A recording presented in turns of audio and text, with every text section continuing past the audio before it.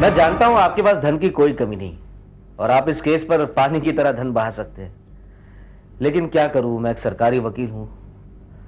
आप किसी दूसरे डिफेंस लॉयर को क्यों नहीं अपॉइंट करते जो आपके लिए सच को झूठ और झूठ को सच बना दे? क्यों? Thank you.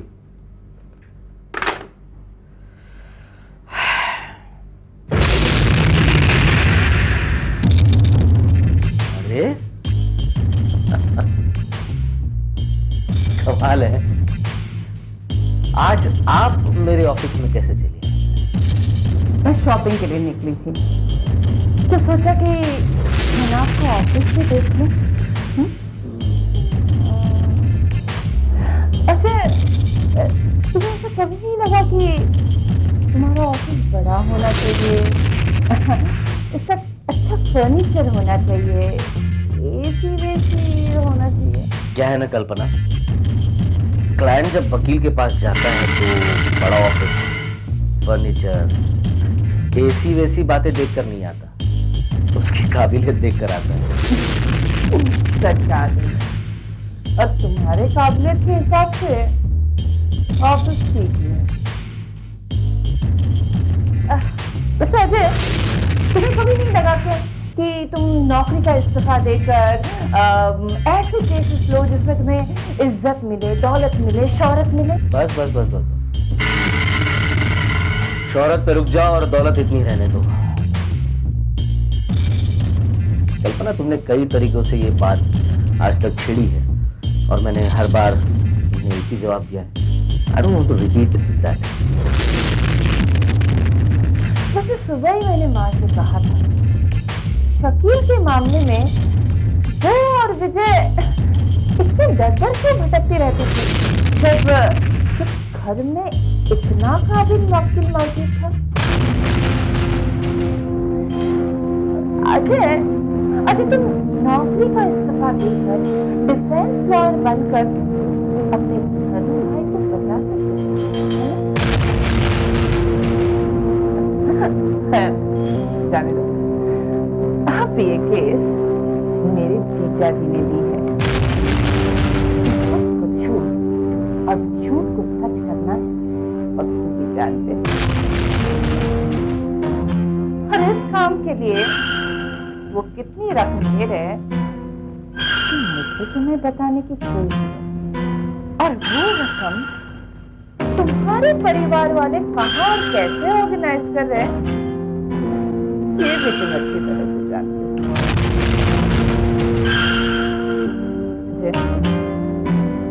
अजय, तुम और तुम्हारे परिवार वालों का नाटक अब धीरे धीरे सामने आ रहा है।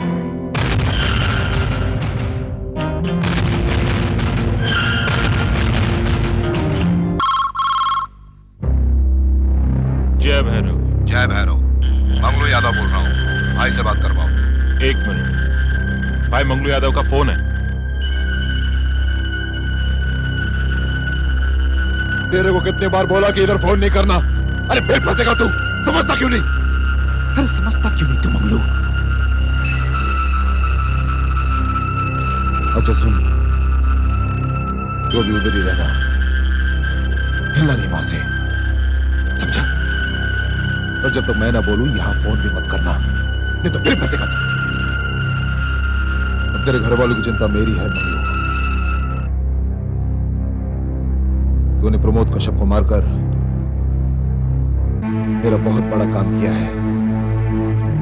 तूने एक ही तीर से दो शिकार खेले हैं मंगलू।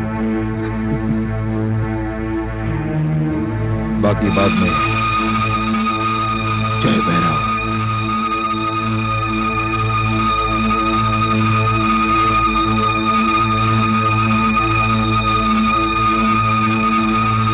मंगलू के घर गए थे? जी डावला भाई, भाभी को सब कुछ समझा दिया है। मंगलू भाई कुछ दिनों के लिए ऑस्ट्रेलिया गए हैं, कुछ जरूरी काम के लिए। अच्छा है, अच्छा है। और हमने वो सब भाभी को दे दिया है। भाभी ने आपको शुक्रिया कहा है। आप जैसा इंसान आज तक नहीं देखा है जो अपने आदमियों पर जान देता है। सिर्फ उन्हीं लोगों के लिए ब्रिज बिहारी जो डावला भाई पर अपनी जान निछावर करते हैं। कभी हमें भी मौका दे के देखिएगा, हम भी दिखा देंगे कि इस जान पर केवल आप ही का नाम लिखा हुआ है। दाबला भाई बात करने वालों पर नहीं, काम करने वालों पर ज्यादा विश्वास करता है। आप हुक्म तो कीजिएगा दाबला भाई, मैं अपनी जान भी दे दूंगा। जान नहीं, जान नहीं ब्रिज बिहारी। मैं चाहता हूं कि तुम कुछ सालों के लिए जेल जाओ। क्या मंगलू हमारे बहुत काम का आदमी है, उसका बाहर रहना बहुत जरूरी है। मैं चाहता हूं कि तुम उसका इल्जाम अपने सर लो। आपका हुक्म सर आंखों पर, केवल आप। अपने घर वालों की चिंता मत करना ब्रिज बिहारी। तुमने डाबला भाई को खुश किया है तो डाबला भाई तुम्हें और तुम्हारे घर वालों को खुशियों से लाद देगा। विश्वास करना मेरे पे, बस बाकी बाद में। जय मेहरा।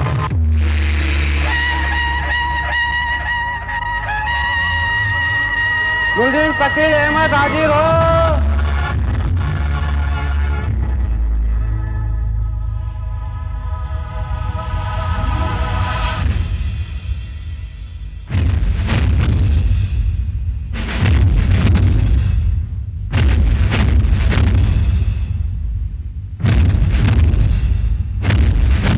आज के मुकदमे की कार्रवाई शुरू की जाए। Thank you sir. Your honour, इस केस की पिछली सुनवाई में मैं ये साबित कर चुका हूं कि शकील अहमद ने अपने पूरे होशो हवास में प्रमोद कश्यप का खून किया है।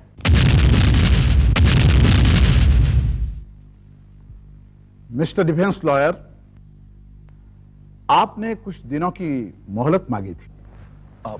यस योर ऑनर, उसके लिए मैं अदालत का फिर से शुक्रिया अदा करना चाहता हूं। Your honour, mister public prosecutor ने मेरे मुवक्किल शकील अहमद को पूरी तरह से मुजरिम साबित कर दिया है, लेकिन शकील अहमद ने अभी तक अपना जुर्म कबूल नहीं किया है। I object your honour. मुजरिम के जुर्म कबूल ना करने से कोई बेगुनाह साबित नहीं होता।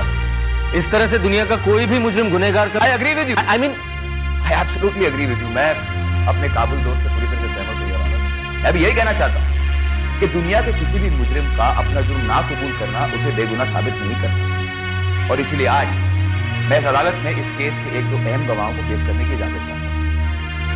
इजाजत। Thank you your honour. मेरे पहले गवाह हैं sub inspector Sanjay Chaudhary.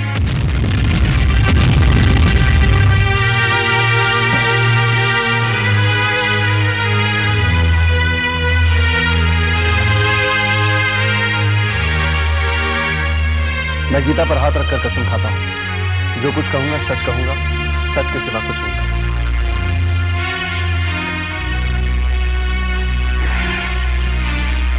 Sub inspector Sanjay Chaudhary, आपने शकील अहमद को प्रमोद कश्यप को अपनी आंखों के सामने छुरा मारते हुए देखा? जैसा मैंने आपको बताया, मैं उस समय पेट्रोलिंग कर रहा था और जैसे मुझे डिस्क्रिप्शन नहीं चाहिए, सिर्फ हाँ या ना में जवाब दीजिए। नहीं। फिर आपने शकील अहमद को रंगे हाथों गिरफ्तार करने की बात अदालत के सामने कैसे की? योर ऑनर, रंगे हाथों पकड़ने का मतलब यह है कि वारदात होते हुए पकड़ना। सब इंस्पेक्टर संजय चौधरी ने शकील अहमद को मौका वारदात पर गिरफ्तार जरूर किया, लेकिन रंगे हाथों नहीं, इसलिए इनका बयान सरासर गलत है। I object your honour.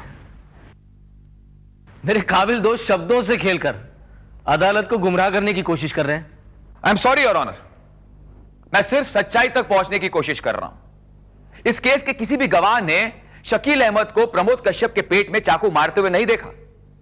सभी ने उसको चाकू निकालते हुए देखा है, और कोई भी कातिल चाकू निकालता नहीं है, चाकू मारता है। और शकील अहमद भी बार बार एक ही बात कह रहा है कि उसने प्रमोद कश्यप का कत्ल नहीं किया। लेकिन फिंगरप्रिंट्स एक्सपर्ट की रिपोर्ट भी तो झुटलाई नहीं जा सकती। योर ऑनर, यह एक पुख्ता सबूत है कि शकील अहमद असली मुजरिम है। नो योर ऑनर, असली मुजरिम के उंगलियों के निशान उस चाकू पर थे, लेकिन जब शकील अहमद ने वो चाकू प्रमोद कश्यप के पेट से निकाला तो जाहिर है असली मुजरिम के उंगलियों के निशान सेकंड जनरेशन में चले गए और शकील अहमद की उंगलियों के निशान आगे उभर कर आए। योर ऑनर, जरा सोचिए कि जिस इंस्पेक्टर ने वो चाकू शकील अहमद के हाथ से लिया था, अगर उसने रुमाल का इस्तेमाल ना किया होता तो जाहिर है कि उसकी उंगलियों के निशान उस चाकू पर आ जाते। तो क्या मेरे काबिल दोस्त सब इंस्पेक्टर संजय चौधरी को प्रमोद कश्यप का कातिल मानते? Order order.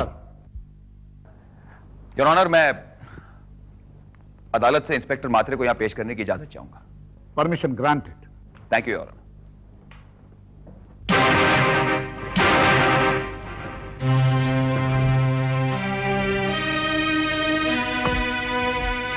मैं सूर्यकांत महात्रे गीता पर हाथ रखकर कसम खाता हूं कि जो कुछ कहूंगा सच कहूंगा, सच के सिवाय कुछ नहीं।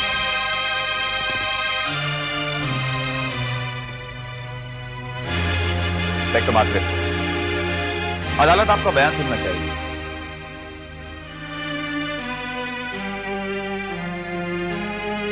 योर ऑनर, यह सच है। इंटेरोगेशन के दौरान शकील ने पुलिस के सामने कत्ल करने का जुर्म कभी कबूल नहीं किया।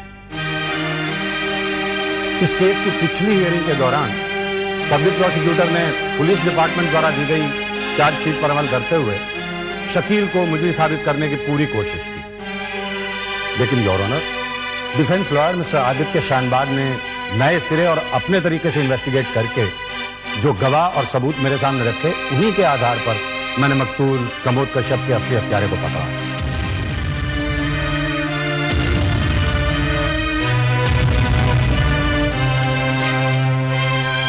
उस आदमी को मैं असली मुजरिम इसलिए कह रहा हूं योर ऑनर, क्योंकि उसने खुद अपना जुर्म कबूल किया। Objection your honour. खुद को कातिल कह देने से कोई कातिल नहीं हो जाता। सबूत, कानून को सबूत चाहिए, बेगुनाहों के लिए ही नहीं, गुनहगार साबित करने के लिए भी सबूत चाहिए कानून को। वो सारे सबूत अदालत में पेश कर दिए जाएंगे। फिलहाल मैं रिक्वेस्ट करूंगा कि उस असली मुजरिम को अदालत में पेश करने की इजाजत दी जाए। इजाजत। Thank you your honour.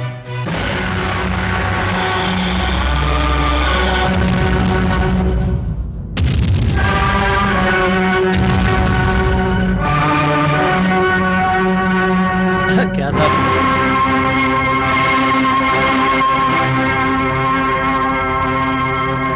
अपन गीता पर हाथ रखकर कसम खाता है, जो भी बोलेगा सच बोलेगा, सच के सिवा कुछ नहीं बोलेगा।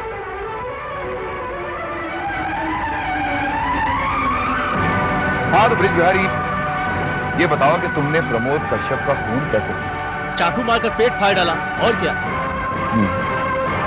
ये जो चाकू है ये तुम्हारे पास कब से?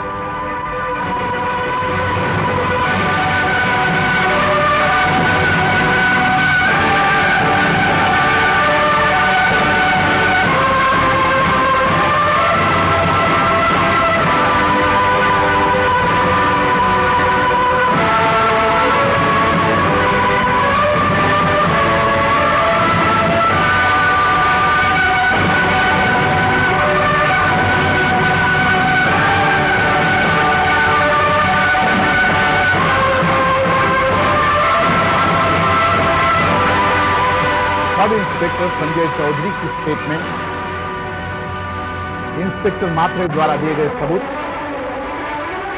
और मुलजिम ब्रज बिहारी के इकबाल या बयान को मद्देनजर रखते हुए अदालत पुलिस को आदेश देती है कि ब्रज बिहारी के गुनहगार होने के पुख्ता सबूत पेश करे, क्योंकि सिर्फ बयान के आधार पर किसी को गुनहगार या बेगुनाह करार नहीं दिया जाता। लिहाजा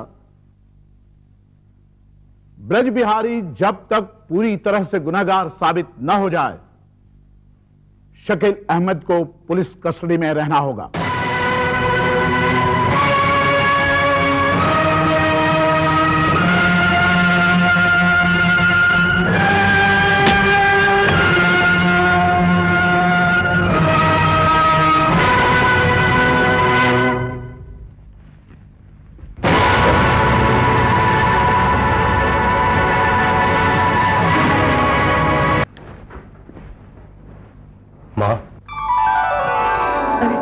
नमस्ते। मैं किन शब्दों में तुम्हारा शुक्रिया अदा करूं? पहले दिन कोर्ट में तुम कुछ न बोले तो मैं घबराई गई थी। शकील छूट जाएगा ना? छूट जाएगा? माजी, अब तो बस कुछ ही दिनों की बात है। अदालत में असली मुजरिम को पेश करके मैंने डिफेंस की सारी दलीलों को झूठा साबित कर दिया। सचमुच भाई साहब, आपने कमाल कर दिया। पर शकील को अब पुलिस टॉर्चर तो नहीं करेगी ना? टॉर्चर किस बात का माँ जी? आप तो पुलिस उसे हाथ भी नहीं लगा सकते। एक बार ब्रज बिहारी की इन्वेस्टिगेशन पूरी हो जाए, शकील भाई बाइज्जत बरी हो जाएंगे। फिर बेटे माँ जी, आप प्लीज परेशान मत हो, सब कुछ ठीक हो जाएगा। बस अब अदालत ने भी मेरा एप्लीकेशन एक्सेप्ट कर लिया। आप कल्याणी सदन से उनके लिए खाना भेज सकते हैं और आप चाहें तो शकील भाई को जाकर जेल में मिल भी सकती हैं। वैसे भाई साहब, ये पुलिस के इन्वेस्टिगेशन में कितना समय लगेगा? मुझे ये मैं नहीं कह सकता, 2-4 दिन भी लग सकते हैं, हो सकता है महीना 1.5 महीना भी जाए। लेकिन एक बात साफ है कि ब्रज बिहारी मुजरिम है, सजा सिर्फ उसे मिलेगी। अब शकील भाई को कोई नहीं छू सकता। माँ जी, मैं कह रहा हूं आप बस परेशानी छोड़ ही दीजिए। तुम जैसे बच्चे हो तो मैं क्यों परेशान हूं? शकील निर्दोष है, ये मैं पहले से ही जानती थी। तुमने मेरा बहुत बड़ा काम कर दिया है। अजय,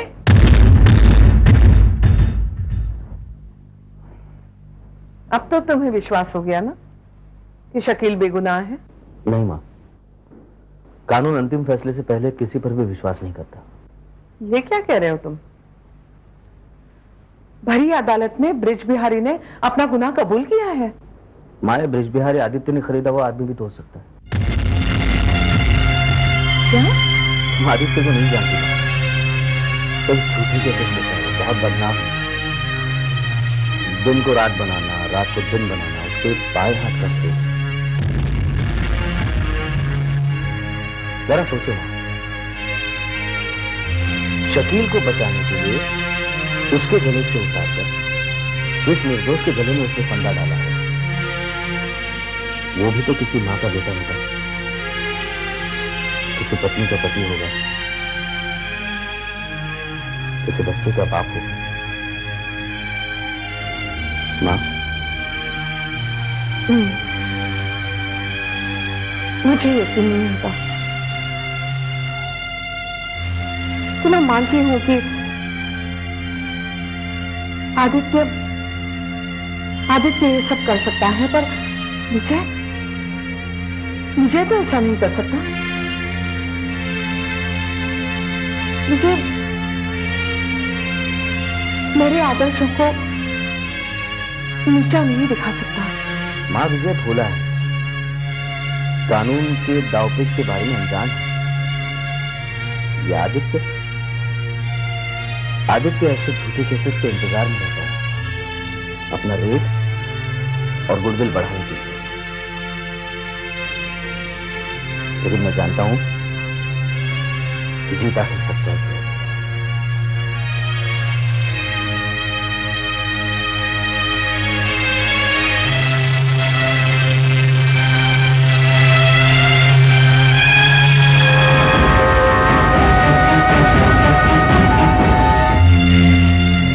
भाई साहब, मैं आपका पेमेंट 1-2 दिन में दे दूंगा। देखो विजय, पेमेंट की कोई बात नहीं है, मैं तो वैसे तुमसे पेमेंट लेना भी नहीं चाहता। लेकिन क्या है ना कि घोड़ा घास से दोस्ती करेगा तो खाएगा क्या? हो सके तो कल ही ले आना। तुम मेरी बात समझ रहे हो ना? मैं समझ रहा हूँ। देखो विजय, मैं तुमसे एक बात कहना चाहता हूँ कि दावला से मिलने के बाद तुम उसे अपने आप ही समझ जाओगे, लेकिन फिर भी बताना मेरा फर्ज है। उसके साथ हर डीलिंग में जरा सावधान रहना। कि दावला ऐसा आदमी है जो अपना उल्लू सीधी करने के लिए किसी भी हद तक जा सकता है। देखो विजय, बताना मेरा फर्ज है। उसके साथ जो कुछ भी करना सोच समझ के।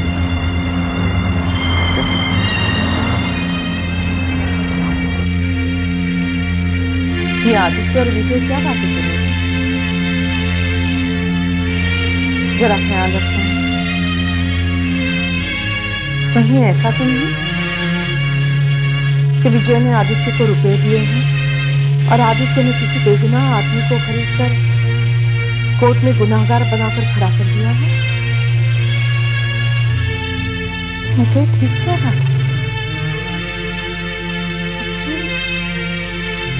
गुनहगार हो सकता है। आदित्य बदनाम वकील है।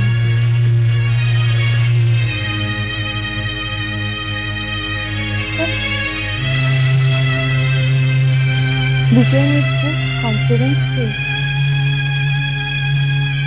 शकील को छुड़वाने का वादा किया था मुझसे, उससे तो लगता है कि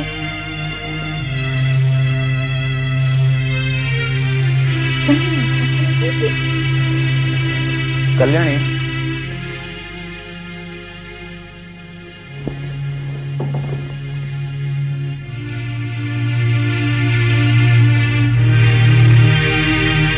क्या बात है कल्याणी?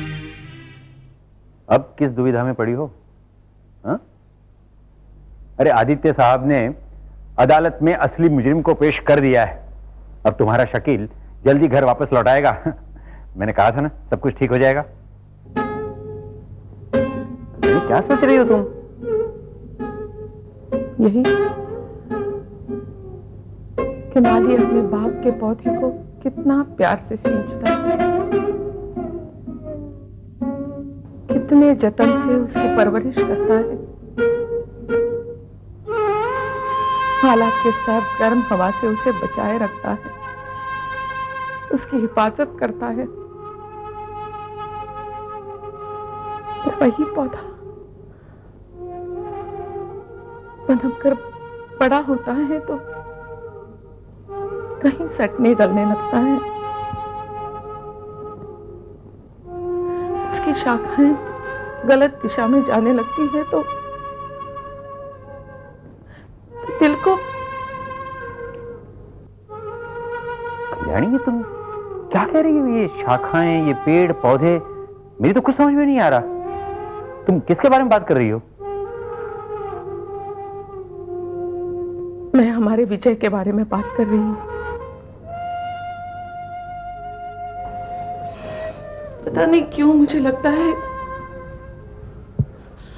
वो कहीं भटक गया है, हमारे दिए हुए संस्कारों को भुलाकर किसी गलत रास्ते पर गया है। तुम क्या कहती? विजय बहुत ही होनहार लड़का है कल्याणी। अरे बिजनेस में कितना इंटरेस्ट ले रहा है आजकल मैं जानता हूं। उसने ओवरसीज डील खुद अपने दम पर फाइनल किया भाई। He is a very brilliant boy, very talented. उसका फ्यूचर भी बहुत अच्छा है। डोंट वरी, सब ठीक हो जाएगा।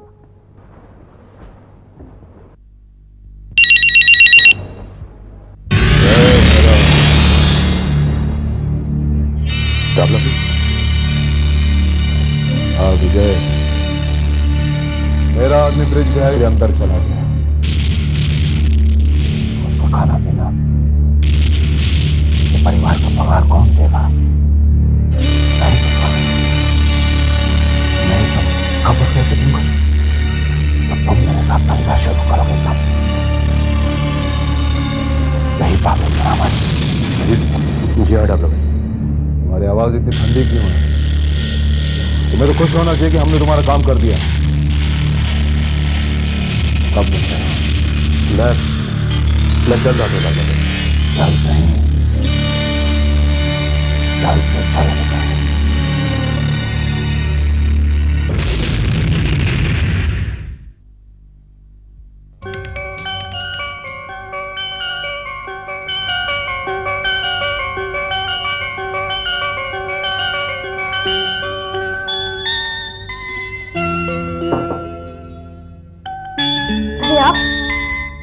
आइए।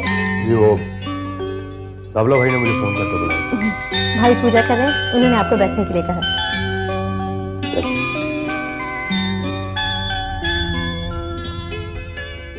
आपके घर में कौन कौन है?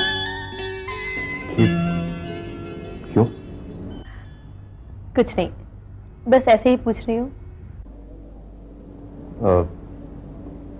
माँ है, बाबूजी है, बड़ा भाई है, भाभी है, उनकी बच्ची है, एक छोटा भाई और एक छोटी बहन। लेकिन आप ये क्यों पूछ रही हैं?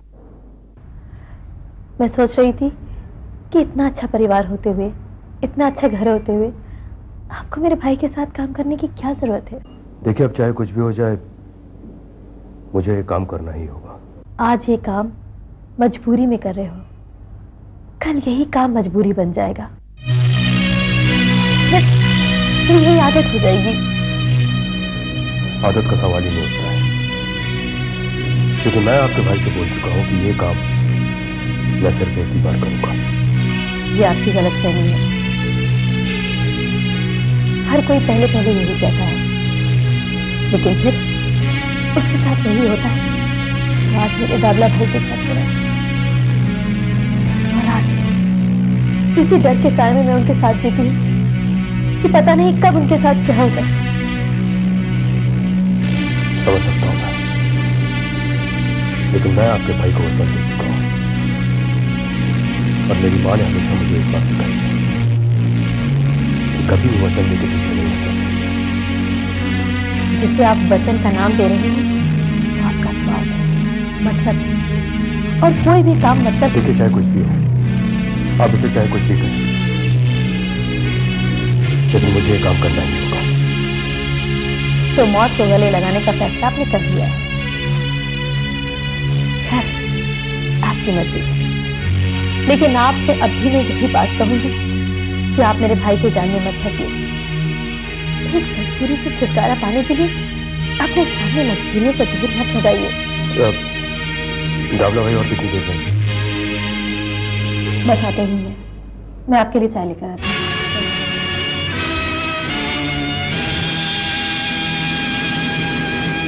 बाजी, पिछले हफ्ते 83,000 रुपए का माल बिका था, जिसमें 54,000 रुपए की पेमेंट आ गई है। मैंने वो सब बैंक में जमा करा दिए हैं, वो ये वाउचर है। इतने अमाउंट का प्रॉफिट? हाँ माँ जी, जिसका जिसका जितना शेयर था उनके अकाउंट में जमा करा दिया, उनके भी वाउचर सब आ गए हैं। ठीक है। This is too much. इस लड़की का दिमाग घूम गया है, हर बार अपनी मनमानी करती है, लेकिन अब ये नहीं चलेगा, मैं कह देती हूँ। क्या हुआ? यही ये रोज होता है। अगर उसे इतना ही शौक है कार का, तो खुद क्यों नहीं खरीद लेती?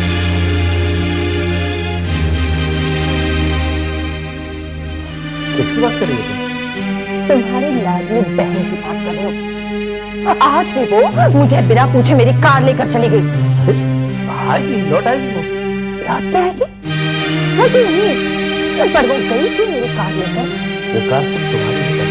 ऑफ कोर्स, वो कार सिर्फ मेरी है, क्योंकि मुझे डैडी ने वो प्रेजेंट दी है। तुम्हारी औकात खिलौने वाली कार खरीदने इतनी भी नहीं है। देखो, मैं कह देती हूँ, तुम सबने श्वेता को बहुत सर पे चढ़ा रखा है, लेकिन इसके बाद अगर उसने मेरी कार को छुआ ना, तो मैं उसके हाथ तोड़ दूंगी। बहू रानी, छोटी सी बात का पतंग नहीं बनाते। दो लोग बात कर रहे हैं, तो बीच में बोलने वाले को क्या कहते तुम्हें मालूम है ना? हिम्मत कैसे हुई हम दोनों के बीच बोलने की? तुम मुझे बताओगे मुझे किस वक्त क्या बात करनी चाहिए? बहू, जयराम जी सिर्फ कल्याणी सदन के ही नहीं, इस घर के भी मेंबर हैं। कल्पना, चिल्लाओ मत। तुम सब लोगों ने ऐसे सड़क छाप भिखारियों को इकट्ठा करके घर का सारा एटमॉस्फेयर खराब कर दिया है। हमारे घर में ऐसे सड़क छाप लोग घर के अंदर आना तो दूर, आंख उठाकर बात करने की हिम्मत तक नहीं करते। अपनी बदतमीजी बंद कर दो कल्पना, और माफी मांगो जयराम जी से। What? मैं जयराम से माफी मांगू? राकेश नाथ इनामदार की बेटी इससे माफी मांगेगी?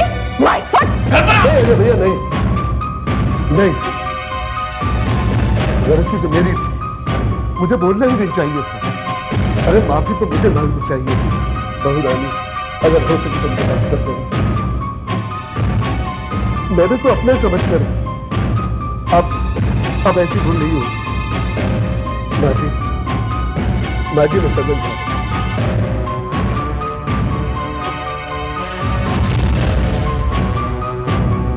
शर्म नहीं आई तुम्हें? बड़े बाप की बदतमीज बेटी।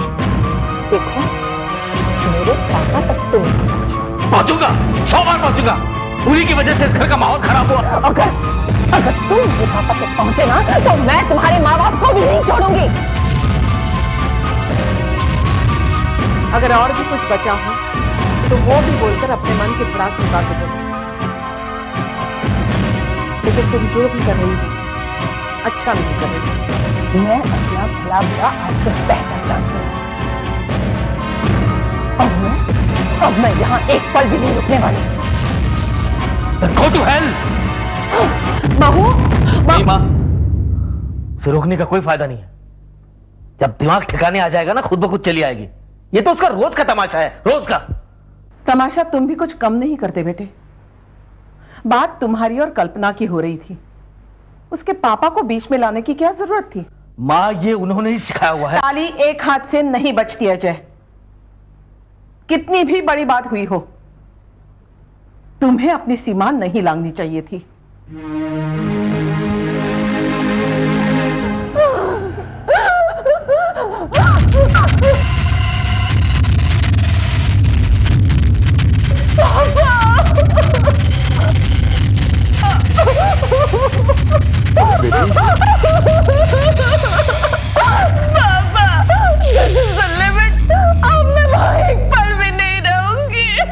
लेकिन बेटी हुआ क्या? पापा, आज जो घटिया ड्रामा उन्होंने मेरे साथ किया वो आप सुनोगे तो। बेटी मुझे पूरी बात बताओ, क्या हुआ? पापा, मुझे बिना बताए, मुझे बिना पूछे श्वेता मेरी गाड़ी लेके गई। वही गाड़ी जो आपने मुझे गिफ्ट दी थी। और जब मैंने जाके बाहर अजय को इस बारे में बताया तो उल्टा उन्होंने उसी की तरफदारी की। क्या हुआ बेटी? फिर क्या हुआ बेटी? क्या पापा? पापा, बात यहीं तक आकर रह जाती तो भी ठीक था। लेकिन उन्होंने सदन के एक मामूली नौकर चेहरा उसके सामने मेरी बेइज्जती की। पर जयराम के सामने उन्होंने तुम्हारी बेइज्जती क्यों? मुझे नीचा दिखाने के लिए, ये बताने के लिए, ये जाहिर करने के लिए कि मैं उस घर की बड़ी बहू होने के बावजूद मेरी कोई इज्जत नहीं। बेटी वो लोग बहुत ओवर होते चले गए। पापा, पापा मैं किसके साथ क्या क्या कहूँ मुझे कुछ समझ में नहीं आ रहा है।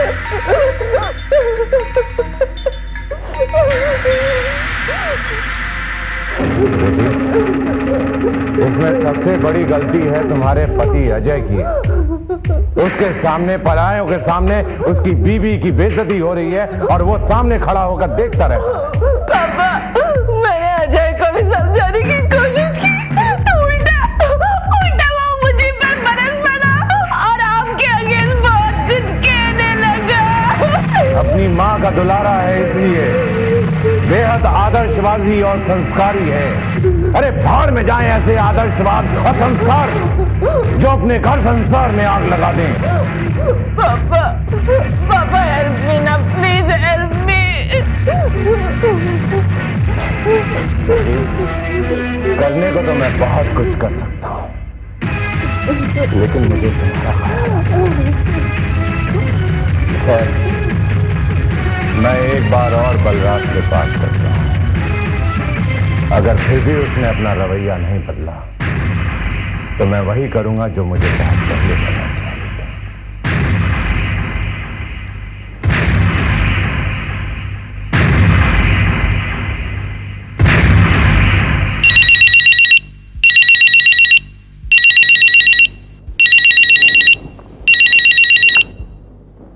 राकेश नाथ स्पीकिंग। नमस्कार संदीप जी, कैसे हैं आप? घर में सब कैसे हैं? बिजनेस कैसा चल रहा है? आपने तो एक ही सांस में इतने सारे सवाल पूछ डाले हैं कि मेरे पास उन सब सवालों का जवाब देना मुश्किल है। खैर, मुद्दे की बात करते हैं। हाँ, फरमाइए। समधी जी, ये रोज रोज आपके घर में क्या तमाशा होने लगा है? तमाशा? मैं कुछ समझा नहीं। ये आए दिन आप मेरी बेटी के साथ कैसा सलूक करने लगे? देखिए राकेश नाथ जी, आपकी बेटी हमारी बहू जरूर है, लेकिन हम उसे अपनी बेटी से कम प्यार नहीं करते। हमारी इज्जत गलत, बिल्कुल गलत। अगर आपने उसे अपने घर की इज्जत समझा तो घर का कोई भी मेंबर अपने परायों के सामने उसकी बेइज्जती नहीं करता। राकेश नाथ जी, आपको कुछ गलतफहमी हुई है। देखिए चौधरी साहब, आप मुझे झुठलाइएगा नहीं, मैं सच कह रहा हूं। और तो और आपका बेटा भी अपनी पत्नी को। देखिए राकेश नाथ जी, अजय और कल्पना की किस बात को लेकर आप ये सब मुझे कह रहे हैं मुझे पता नहीं है, बट आई एम श्योर कि गलती आपके बेटे की नहीं, मेरी बेटी की भी। चौधरी साहब, मेरे बेटे के प्रति अपना नजरिया बदलिए, उसे इस तरह परेशान मत कीजिए। अब मैं आपको किस तरीके से समझाऊं? सिर्फ अजय ही नहीं बल्कि हम भी। तो क्या कल्पना झूठ बोल रही है? उसे अपने घर, अपने पति से कोई लगाव नहीं है। वो खामखा परेशान होकर आप लोगों की शिकायत करने मेरे पास चली जाती है। कल्पना को हमसे या अजय से क्या शिकायत है ये तो मैं नहीं जानता, लेकिन इतना मैं जरूर जानता हूं कि अगर कल्पना सही है तो अजय भी गलत नहीं हो सकता। बस चौधरी साहब, बस यही बात मैं आपके मुंह से सुनना चाहता हूं कि किसी भी सूरत में आप अपने बेटे की गलती मानने को तैयार नहीं। मैंने ऐसा तो नहीं कहा, पर मतलब वही है चौधरी साहब। अब आखिरी बात मेरी जरा ध्यान से कि आइंदा मेरी बेटी के जुबान पर आप लोगों की कोई शिकायत नहीं। आपके घर के किसी भी मेंबर की वजह से मेरी बेटी की आंख में आंसू नहीं आना चाहिए, चाहे वो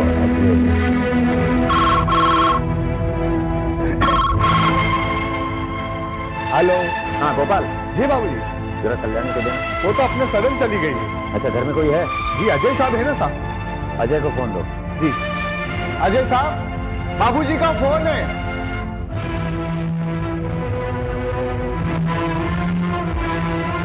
जी बाबा। अजय, ये मैं क्या सुन रहा हूँ? मेरे घर से निकलने के बाद तुम्हारा यहाँ कल्याणी का कल्पना से कुछ झगड़ा हुआ था क्या? वो पापा सदन से जयराम का आए थे तो उनकी किसी बात पर लेकर हम दोनों के बीच में थोड़ी सी। देखो अजय, तुम्हारी छोटी सी बहस और इस छोटी सी नोकझोंक के कारण झगड़े का स्वरूप बढ़ता चला जा रहा है। पापा ये सब आप क्या कह रहे हैं? आपको किसने कहा ये सब? अरे अभी कल्पना के डैडी का फोन आया था, उसने फिर से शिकायत की है तुम्हारी वहां। तो मेरा शक सही निकला। यहाँ से जाने के बाद एज यूजुअल वो अपने बाप के घर गई होगी और फिर वहां पे उसने बता दिया होगा सब। देखो अजय, राकेश नाथ जी ने जिस तेवर और अंदाज से मुझसे बात की वो मुझे ठीक नहीं लगा, मुझे बहुत ठेस पहुंची। पापा आप परेशान ना हो जाइए, कल्पना को आने दीजिए, मैं उससे बात करता हूँ। तुम मुझसे रोज ही इस बारे में बात करते हो और रोज ही बात बिगड़ती है। तो पापा मैं क्या करूँ?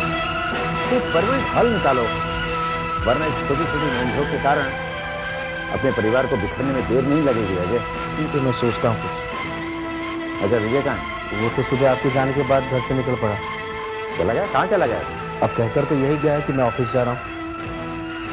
कमाल, अभी तक तो आया नहीं। अब पता नहीं कहाँ गया होगा। कहाँ गया होगा?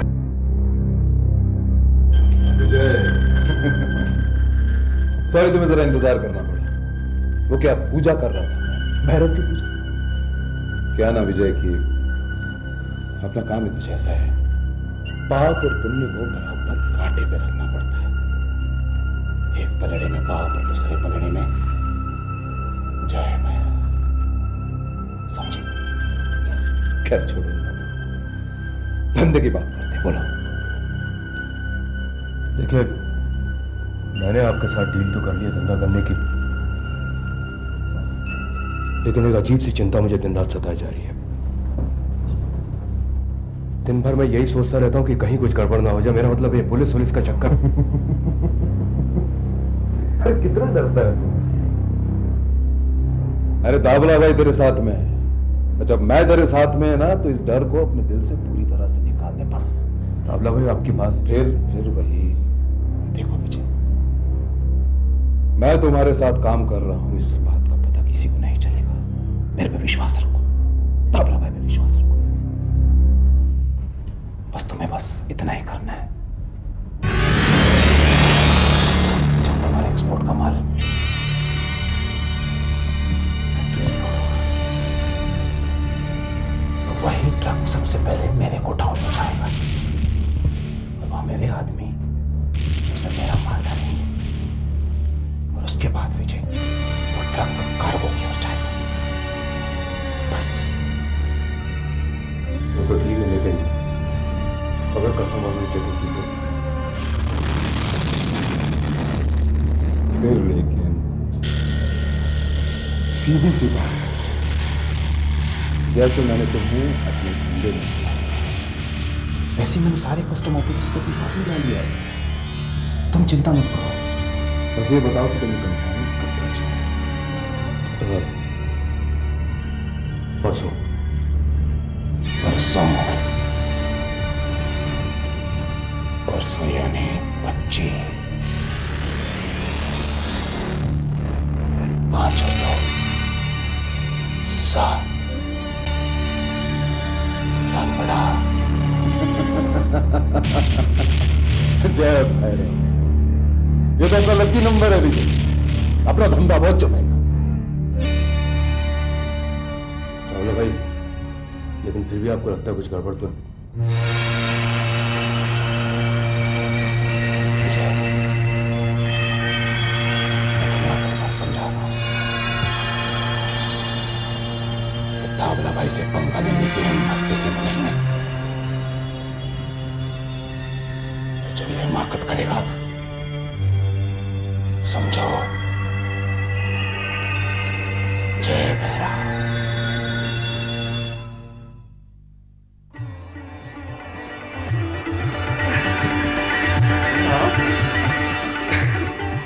अरे बैठो बैठो। आज आप आ गई हो? सदन में सब कैसे हैं? जयराम काका, सुधा? अच्छे हैं, बहुत याद करते हैं तुझे। और घर में बाबूजी, अजय भैया, विजय भैया? वो भी अच्छे हैं। असल में विजय की कोशिशों का ही ये नतीजा है। उसने असली गुनहगार को कानून के हवाले करवा दिया है। अब बस ठोस सबूत मिलना अब बाकी है। बस एक बार ये ठोस सबूत मिल जाए ना, तो मुझ पर से लगा हुआ ये कलंक मिट जाए और मैं अपने सदन वापस लौट सकूं। अब के तू सदन आएगा ना, मैं तुझे कभी शहर जाने नहीं दूंगा। ले, मैंने तेरी पसंद की खीर बनाई है। अरे वाह, यहाँ तो मतलब आपके हाथों का खाना रोज मिल जाता है और उसी को खाकर मैं जिंदा हूँ। वरना यहाँ हवालात में तो। क्यों, कोई तकलीफ है? परेशान करते हैं तुझे यहाँ? नहीं माँ, अपने सब इंस्पेक्टर भैया है ना, संजय भैया, वो मेरा बहुत ख्याल रखते हैं। जब भी उन्हें वक्त मिलता है मुझसे आके ढेर सारी बातें करते हैं। सच में संजय भैया बहुत अच्छे। हाँ ले। नहीं माँ, बस। तुमने तो कुछ खाया ही नहीं। रोज आपके हाथों का बना खाना खाता हूँ, आज आपको देख लिया, पेट भर गया मेरा। पागल कहीं का। ले।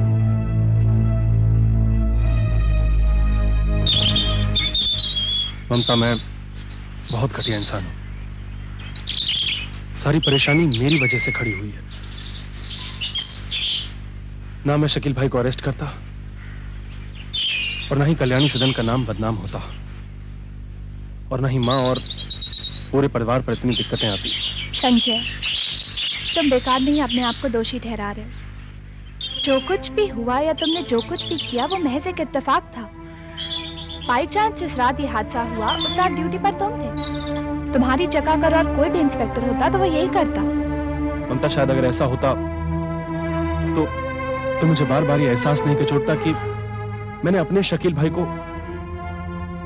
संजय, इस बात को ऐसे क्यों नहीं सोचते कि तुमने अपने फर्ज को निभाया है, उन आदर्शों, उन उसूलों की लाज रखी है जो बचपन से तुम्हें माँ से मिले हैं। तुम्हें तो इनका गर्व होना चाहिए कि तुमने अपने फर्ज पर अपनी पर्सनल फीलिंग्स को हावी नहीं होने दिया। समझता हूँ ममता, मैं तुम्हारी हर बात को समझता हूँ, लेकिन पता नहीं है गिल्ट फीलिंग बार बार मुझे। संजय, तुम इतने कमजोर नहीं हो सकते, नहीं हो सकते तुम इतने कमजोर। मैं समझ सकती हूँ कि तुम किस दौर से गुजर रहे हो, लेकिन इस तरह अपने आप को कोस कर। ममता, वहां विजय भैया ने माँ के दर्द को इतनी अच्छी तरह समझा। वो शकील भाई को बेगुनाह साबित करने के लिए इतने जतन कर रहे हैं, इतनी कोशिशें कर रहे हैं, और मैं हाथ पे हाथ धरे बैठा हूँ। नहीं संजय, वो अपने फर्ज को निभा रहे हैं, और तुम्हारे अजय भैया जो वकील हैं, वो भी तो। वक्त ने ऐसी अजीब सिचुएशन क्रिएट कर दी है। हम तीनों भाइयों को एक दूसरे के सामने लाकर खड़ा कर दिया है। लेकिन तुम सब एक दूसरे के सामने इज्जत और सम्मान के साथ खड़े हो। कोई भी एक दूसरे के सामने शर्मिंदा नहीं है। हाँ ममता,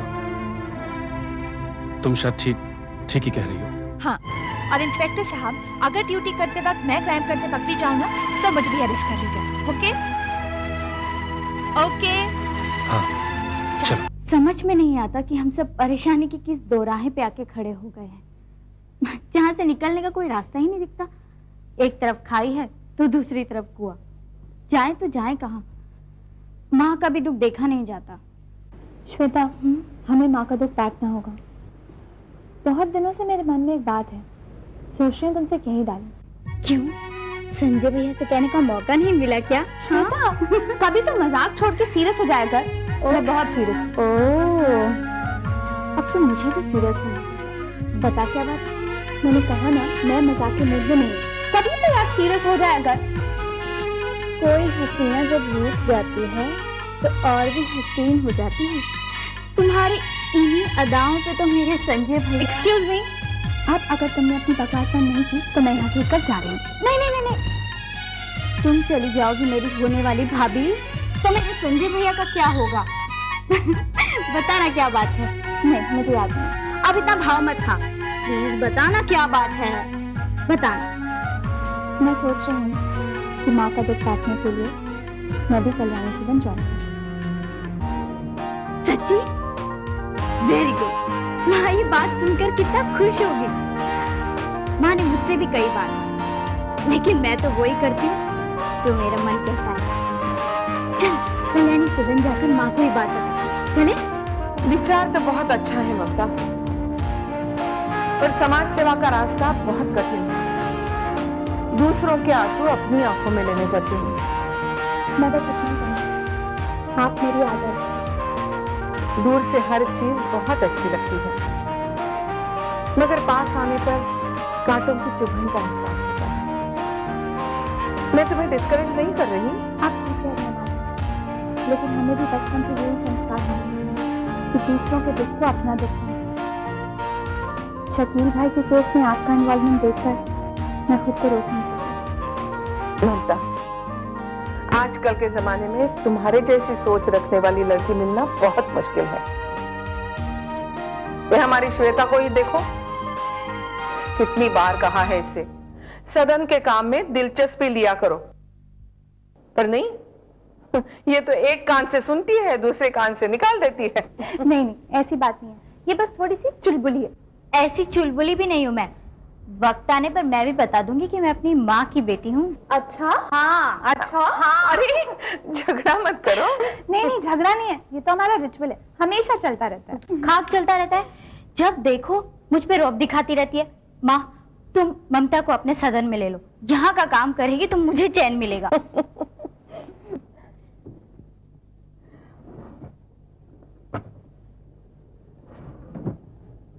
ममता बेटे, आज तुमने समाज सेवा का संकल्प किया है। यह है हमारी सदन की माला।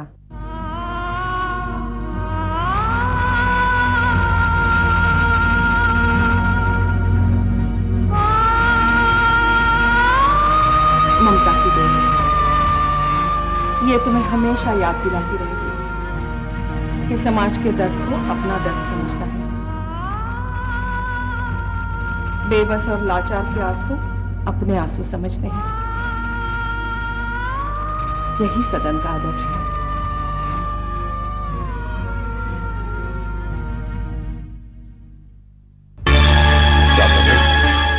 आज 3 दिन हो गए माल भेजे हुए। मेरे समझ में नहीं आ रहा कि अभी तक माल पहुंचा क्यों नहीं। इसी बात का पता लगाने के लिए मैं तेरे घर पर आ रहा था। मेरे घर पर आप क्या बात कर रहे हैं? हाँ,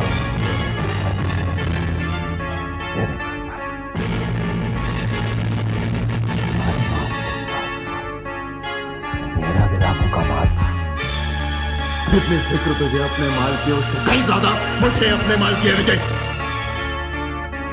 दादा भाई, मेरे को समझ में नहीं आ रहा कि वो माल गया तो गया कहाँ। मैं बता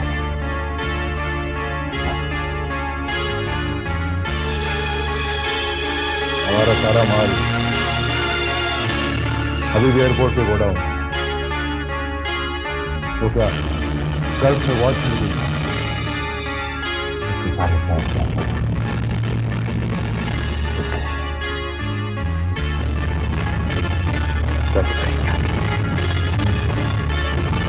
और ये समझ बैठे कि तुम्हारे माल के साथ साथ कितने लोगों ने अपना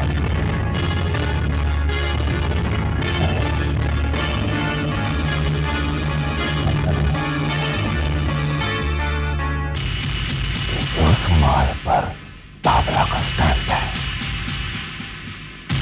दुनिया में तो कोई माइकल ही पैदा नहीं हुआ ताबला के माल को हाथ लगा सके। और जिसने ये हिमाकत की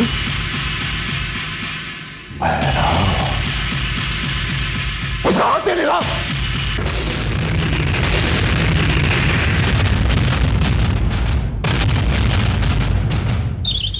जयराम जी जी, सोसाइटी स्टोर्स के ऑर्डर में कुछ एम्ब्रॉयडर्ड बेडशीट्स बढ़ानी है बेडशीट बढ़ाकर मैंने उनका ऑर्डर भिजवा दिया है।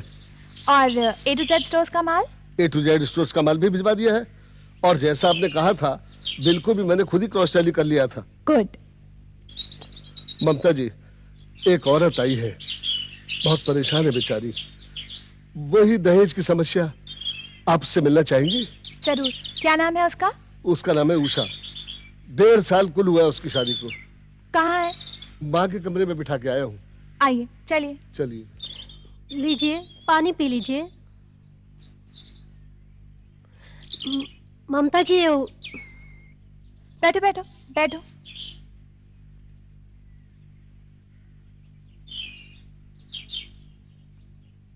अब बताओ क्या हुआ? क्या बताऊं बहन जी, मेरा नसीब ही खोटा है। शादी के बाद 2-3 महीने तक सब ठीक था। उन्हें शादी से पहले ही जुआ और सट्टा खेलने की आदत थी। मैं उन्हें रोकती भी थी। तो फिर वो तुम्हारी बात मान जाते थे? हाँ मेम साहब, कभी कभी मान जाया करते थे। फिर 2-4 दिन जुआ खेलने नहीं जाते थे। फिर दोस्तों के बहकावे में आकर उनकी जुए की लत बढ़ती चली गई। उन्होंने घर का सामान जुए में हारना शुरू कर दिया। मेरे जेवर भी वो जुए में हार गए। जब घर पे कुछ नहीं बचा तो उन्होंने मुझसे मेरे पिताजी से हाँ, बोलो। पैसा मांगने को कहा। तो फिर तुमने ला कर दिए? नहीं बेबी जी, मैंने पैसे लाकर नहीं दिए। मेरे पिताजी के हालात इतने अच्छे नहीं हैं। मेरी शादी भी उन्होंने घर गिरवी रखकर की थी। मेरी शादी के बाद से वो बीमार रहने लगे। उन्हें ये सब कुछ बताकर मैं और दुख नहीं देना चाहती थी। कल रात तो वे जुए में मेरी आखिरी बची 2 चूड़ियां भी हार गए। जब मैंने उनसे पूछा तो उन्होंने मुझे बहुत मारा। तो तुमने विरोध नहीं किया? मैं औरत होकर क्या विरोध कर सकती हूँ? विरोध करने का तो नतीजा है उन्होंने मुझे धक्के मार मार कर घर से बाहर निकाल दिया। और फिर पिताजी के पास भी नहीं जा सकती थी। इसीलिए मैं यहाँ चली आई। तुमने यहाँ आकर बिल्कुल ठीक किया। जितना बड़ा पाप अत्याचार करना है, उससे ज्यादा बड़ा पाप होता है अत्याचार सहना।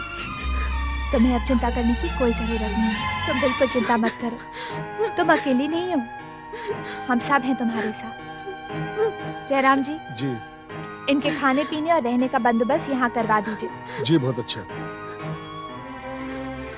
देखो, अब तुम्हारे अधिकारों की लड़ाई कल्याणी सदन लड़ेगा, लेकिन तुम्हें यहाँ रहने के साथ साथ थोड़ा काम भी करना पड़ेगा। जी। चलो उठो। सुधा जी, इन्हें अंदर ले जाइए। जी।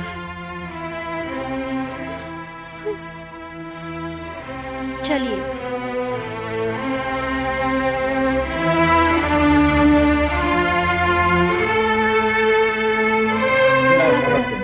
बैठिए। सेठ जी, आज तक आप हमें अपनी ज़रूरत के हिसाब से ऑर्डर देते आए हैं, लेकिन आज जो चीज़ मैं आपको दिखाने जा रही हूँ उससे ना आप केवल हमारे प्रोडक्शन की तारीफ करेंगे बल्कि बढ़ चढ़कर ऑर्डर देंगे। ममता बहन, ऐसी कौन सी चीज़ है? देखिए, आप व्यापारी हैं, सामान को खरीदना बेचना आपका काम है, लेकिन जब आप दूसरी जगह से सामान खरीद कर बेचते हैं तब आप केवल मुनाफा कमाते हैं, लेकिन जब आप कल्याणी सदन का सामान अपनी दुकान में बेचते हैं तब आप मुनाफे के साथ साथ और भी कुछ कमाते हैं। कुछ और? मतलब हम तो समझे नहीं ममता बहन। भाई तुम्हारी समझ में कुछ आया? नहीं भाई, जब तेरी समझ में नहीं आया तो मेरी समझ में क्या आएगा? ममता बहन, ये मुनाफा हम जानते हैं, लेकिन ये कुछ और नहीं जानते। मैं समझाती हूँ। देखिए, जब आप कल्याणी सदन से सामान खरीद कर अपनी दुकान में बेचते हैं तब आप मुनाफे के साथ साथ परमार्थ भी करते हैं। वो कैसे ममता बहन? देखिए, कल्याणी सदन में जो भी सामान बनता है उसे गरीब, लाचार और परेशान लोग बनाते हैं, और उस सामान को बेचने से सदन को जो भी मुनाफा होता है वो हर सदस्य में बराबर बराबर बांट दिया जाता है। अरे वाह, ये तो बहुत अच्छी बात है।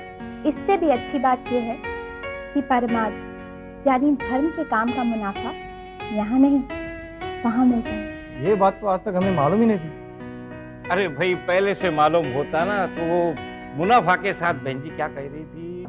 परमार्थ। अरे परमार्थ भी कमा लेते हैं। अरे ये तो यही बात हो गई, आम के आम गुठलियों के दाम। भाई मेरा तो ऑर्डर डबल कर दो भाई, डबल मुनाफा डबल परमार्थ। ऐसा कीजिए, मेरा भी ऑर्डर डबल कर दीजिए। और आप और क्या दिखा रहे थे? ये देखिए, ये कैंडल्स हैं। हमारे सदन ने ये नई तरह की कैंडल्स बनानी शुरू की हैं।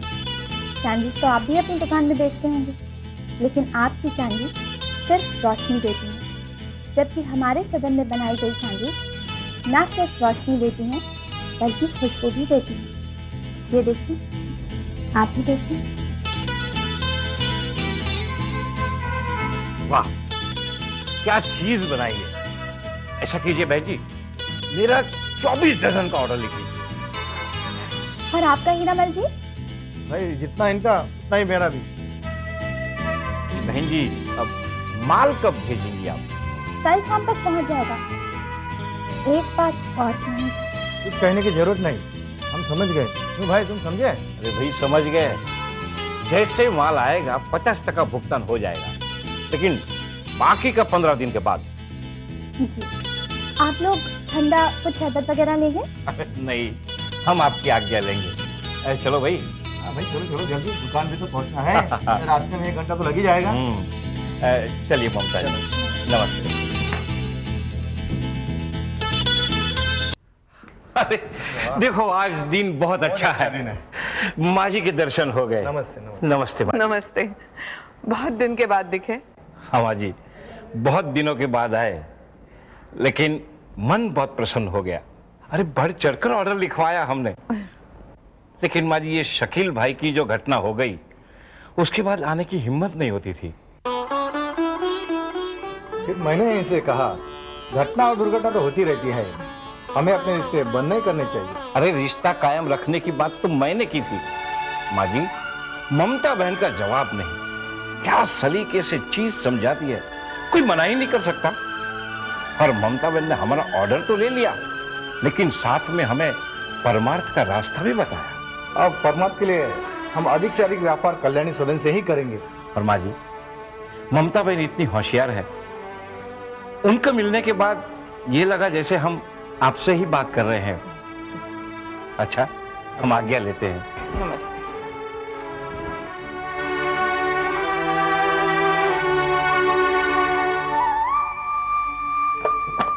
ममता, जीती रहो। अभी सेठ करोड़ीमल मिले थे, तुम्हारी बहुत तारीफ कर रहे थे। तुम तो मेरा सहारा बन गई। तुमने यहाँ का कामकाज इस तरह से संभाला है कि सोच भी नहीं सकती थी। ये सब आपसे ही सीखना है माँ जी। आपके दिल में हर इंसान के लिए इतना प्यार, इतनी ममता है कि जो यहाँ आता है यहीं का होकर रह जाता है। बहुत देर हो गई, घर नहीं जाना है? इंतजार कर रहे होंगे। वो सेठ करोड़ीमल का बिल बनाना था, इसलिए रुकी। मैं बना देती हूँ, तुम घर जाओ। जी।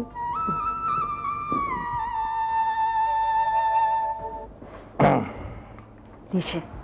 आहा। लो आ गई आपकी बेटी। बहुत लंबी उम्र है इसकी। अभी आप इसी का नाम ले रहे थे ना? मैं इसका नाम लेता हूँ, लेकिन 24 घंटे इसका ध्यान भी रखता हूँ। अरे कहाँ गई थी तू बेटा? और अरे ये क्या पहन रखा तूने? माँ, ये नेकी, शराफत और सच्चाई की माला है। वो मेरी फ्रेंड है ना श्वेता, उसकी मम्मी कल्याणी जी ने मुझे पहनाई है। समझी नहीं कुछ बेटा। माँ, मैंने आज से कल्याणी सदन ज्वाइन कर लिया है।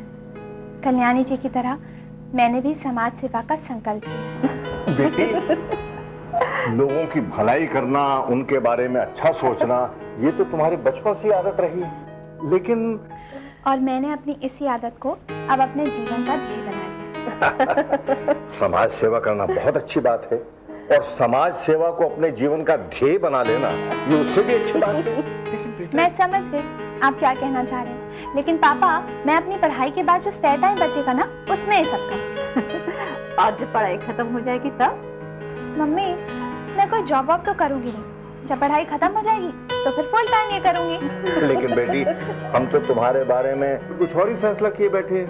कैसा फैसला? अरे बेटा, जब लड़की की शादी की उम्र हो जाती है, उस वक्त जो हर माँ बाप फैसला करते हैं वही।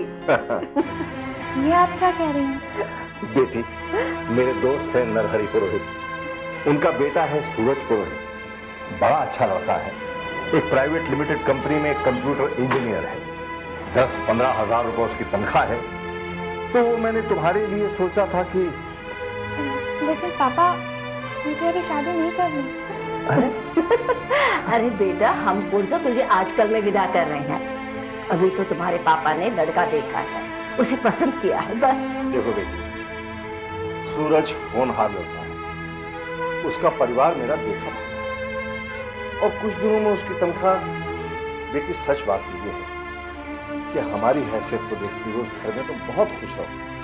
देखो बेटा, तुम्हारे पिताजी ने वहाँ रिश्ता करने का मन बना लिया है, और मैंने भी लड़का देख लिया है। बहुत अच्छा लड़का है।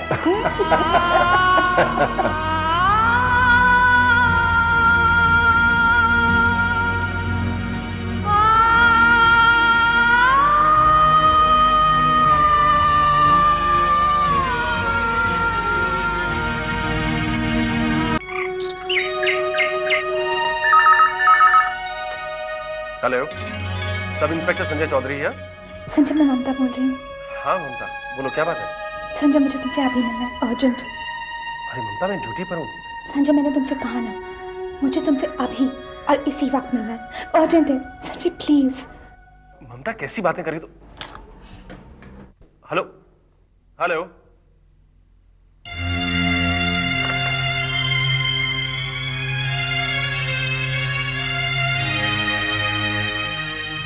ममता, तुम कुछ बोलती क्यों नहीं? मुझे ड्यूटी पर वापस जाना है भाई। ममता, मैं तुमसे बात कर रहा हूं। संजय, मम्मी डैडी ने मेरी शादी करने का फैसला कर लिया है। Oh wow, that's a great news, fantastic. तुम्हारे पास मेरा एड्रेस है, मुझे कार्ड जरूर भेज देना भाई। संजय, मैं तुम्हें अपनी प्रॉब्लम बता रही हूँ और तुम्हें मजाक सूझ रहा है। तुम्हारी शादी होने वाली है, इसमें प्रॉब्लम की क्या बात है? बाय द वे, उन्होंने मेरे लिए लड़का भी पसंद कर लिया। हाँ स्टूपिड यार, अगर तुम्हारी शादी होनी है तो लड़का तो पसंद करेंगे ना। लेकिन मुझे शादी नहीं करनी है। तो मना कर दो, इनकार कर दो। ये कोई पुराना जमाना थोड़ा ना है जो जबरदस्ती तुम्हारी शादी करा देंगे। लेकिन मुझे शादी भी करनी है। यार तुम बहुत कंफ्यूज हो। अभी तुम कह रही तुम्हें शादी नहीं करनी है, अब तुम कह रही तुम्हें शादी करनी है। जो तुम्हें बात करनी है क्लियरली करो ना प्लीज। संजय, मेरी प्रॉब्लम ये है कि जहाँ मैं शादी करना चाहती हूँ, मेरे पेरेंट्स मेरी शादी वहाँ नहीं कर रहे हैं। ये तो बड़ी मेजर प्रॉब्लम है। मैं तुम्हारी कैसे हेल्प कर सकता हूँ?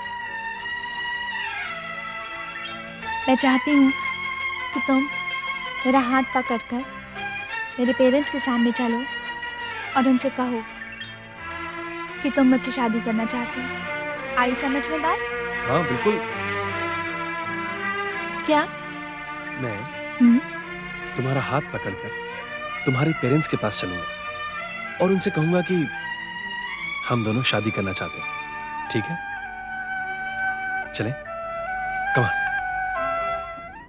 मेरा तो ये कहना है किशोरी, जैसा जो भी उनको भाई ममता,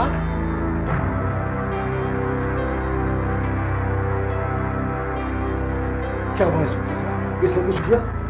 क्या बात है? क्या हुआ है? क्या बात है ममता? ये सब अंकल आप परेशान मत होइए। एक्चुअली मैं आपसे ही बात करना चाह रहा था।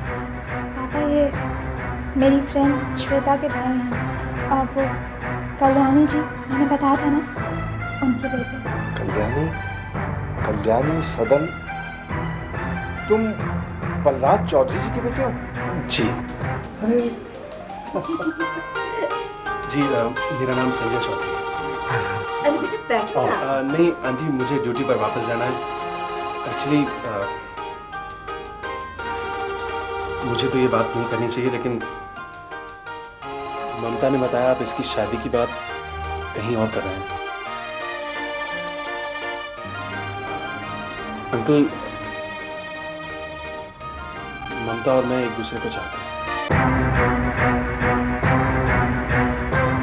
अगर आपकी इजाजत हो तो मैं अपने पेरेंट्स को आपसे मिलने को कहूँ।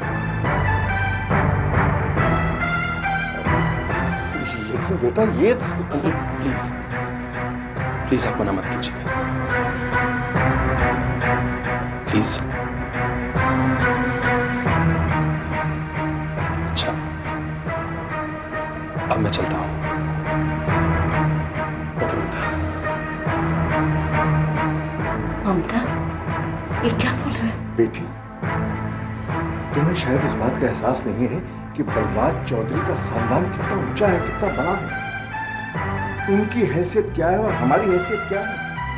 कहते हैं कि पांव उतने फैलाने चाहिए जितनी चादर।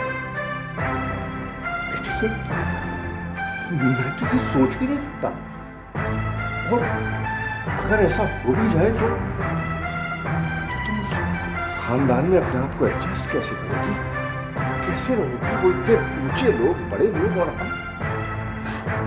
पापा, ऐसी कोई भी बात नहीं है। उन लोगों के विचार और संस्कार बहुत अच्छे हैं। आप एक बार उनसे मिलकर देखिए तो सही, प्लीज। वो लोग बहुत अच्छे हैं। तुम कहती हो तो ठीक है बेटी। एवरीबॉडी,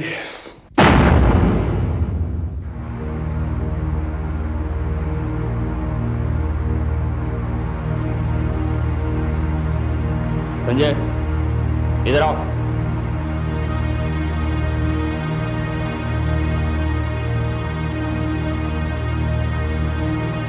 इधर आओ।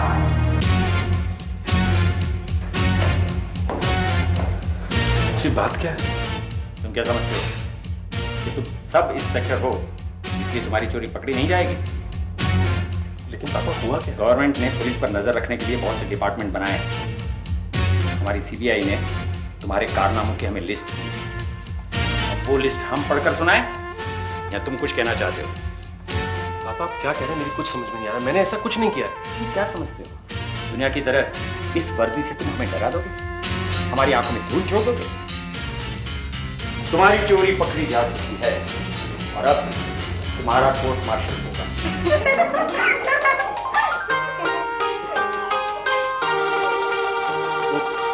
पापा एक्चुअली मैं आपको बताना चाह रहा था लेकिन मौका ही नहीं मिला। चोरी करने के बाद हर चोरी यही कहता है। सच सच ये बताओ,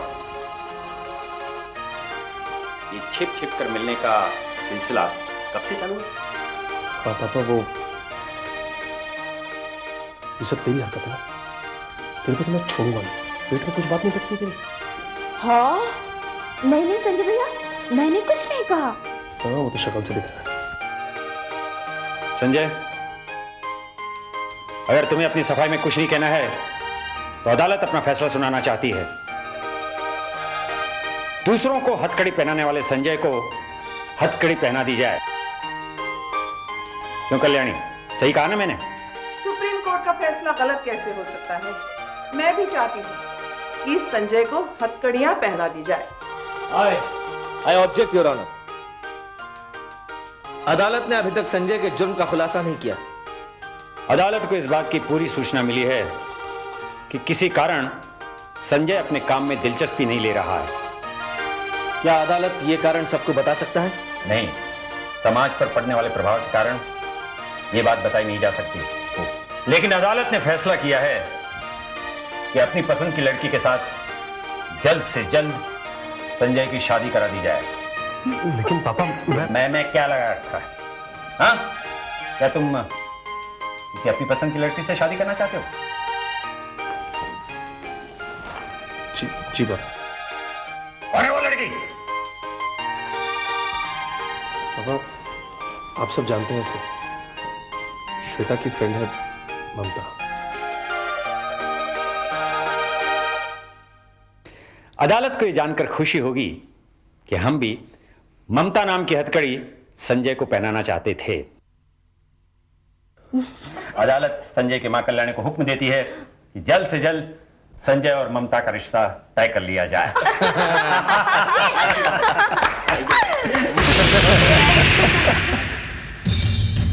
क्या ममता इस घर की बहू बनेगी?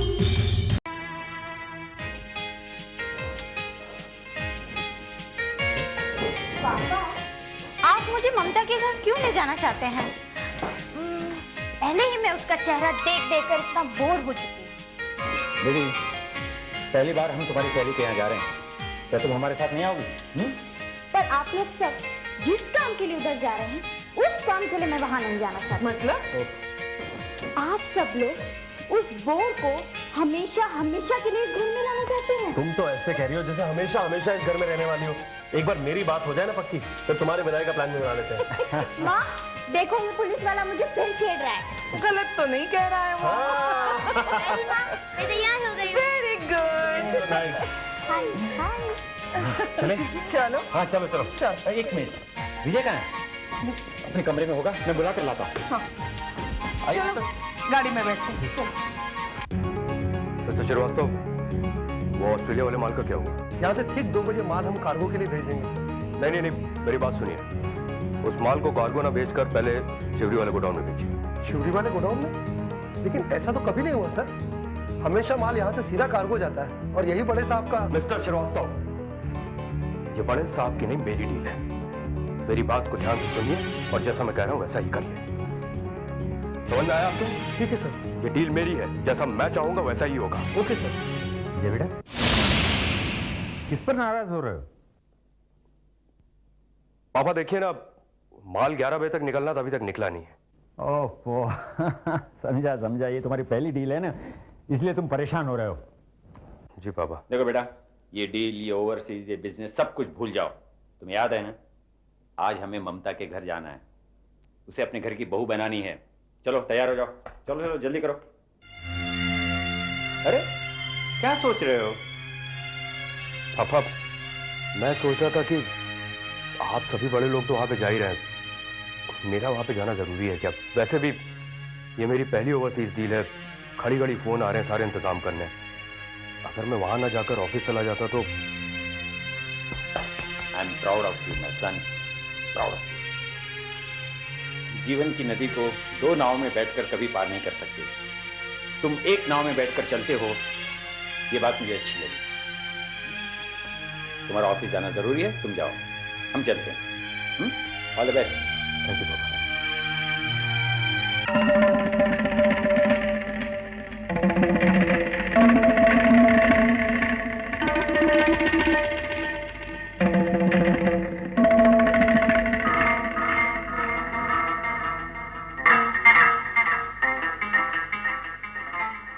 डावला भाई। जय भैरव। क्या खबर मुझे? डावला भाई, यहाँ से माल कुछ ही देर में शिवली वाले गोडाउन के लिए निकलने वाला है। भैरव पर भरोसा रखो विजय, सब कुछ ठीक होगा। मैं तुमसे बाद में बात करता हूँ। जय भैरव।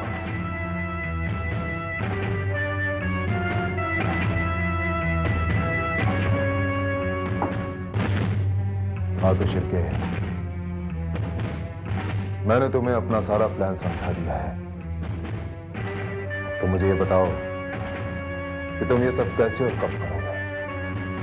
देखिए डावला भाई, आपने जितनी आसानी से आपकी स्कीम समझाई है, उतना ही उसके ऊपर काम करना मुश्किल है।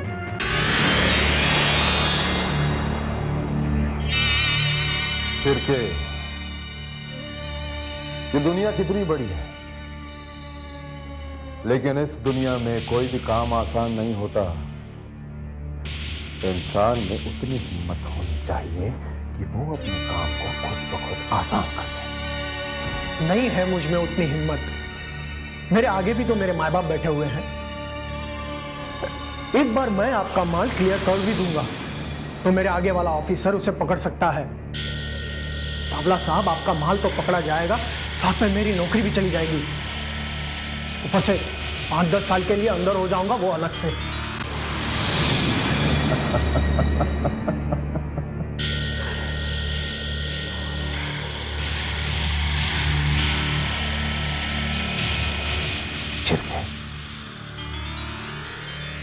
तुम्हें इतनी बड़ी पोस्ट मिल कैसे गई? अगर मिल भी गई है तो तुम अभी तक उस पर टिके कैसे हो?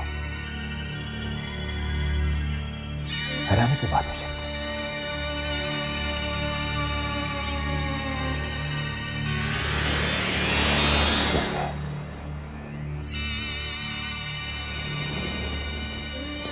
तरक्की करनी है।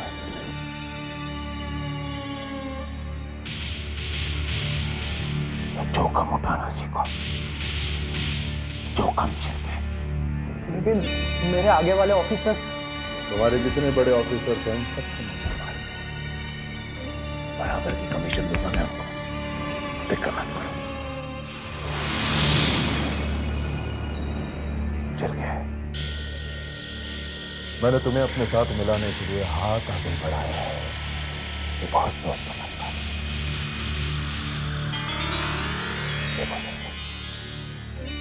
तुम्हारे जितने ऑफिसर्स हैं सबको मैं संभालूंगा। और वैसे भी हराम का आता माल किसे खराब लगता है? और तुम लोगों को करना भी क्या है? सिर्फ मेरे माल को हरी झंडी दिखानी है, बस। ठीक है, मैं कोशिश करूंगा। कोशिश नहीं शिरके, तुम्हें ये काम करना ही होगा। किसी भी कीमत पर करना होगा। और हाँ, अगर एक बार ये रास्ता खुल गया ना शिरके, तो तुम्हारे घर में हर दिन हर रात दिवाली होगी। ये मेरा वादा है, डावला भाई का वादा। ठीक है डावला भाई, मैं आपके लिए रिस्क लूंगा। मेरे लिए नहीं शिरके, तुम्हारे लिए। तुम्हारे लिए। क्योंकि इस धंधे में कुछ हद तक तुम भी मेरे भागीदार बनोगे।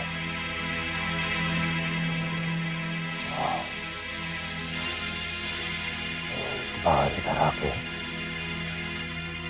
इधर को पलटी मत करना। वरना दाबला भाई को आज मैं पत्ता नहीं टाइम नहीं रखता। विजय, देखो शिरके, गोली दो किस्म का होता है। एक गोली है दौलत का गोली, जिसे खाते इंसान तंदुरुस्त बन जाता है।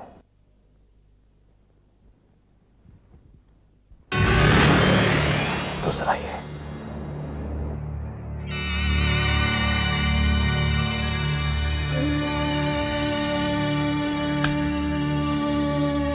इसके अंदर का गोली,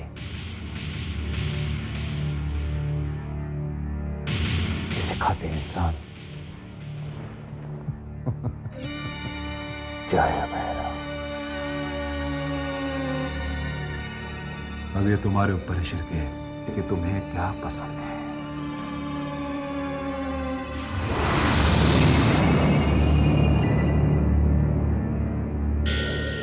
ठीक है डाबला भाई, आप फिक्र मत करिए, आपका काम हो जाएगा।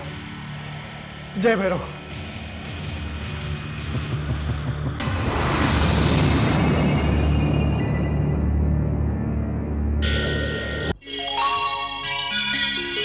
नमस्कार। आई आई आई आई आई बैठो। आई आई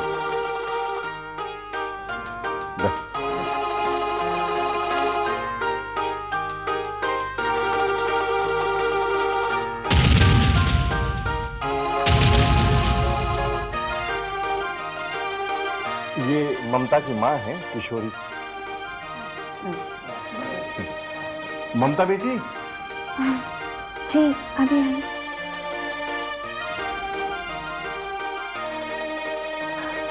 अरे आप खड़ी क्यों? आइए बैठ। नहीं, मैं ठीक हूँ।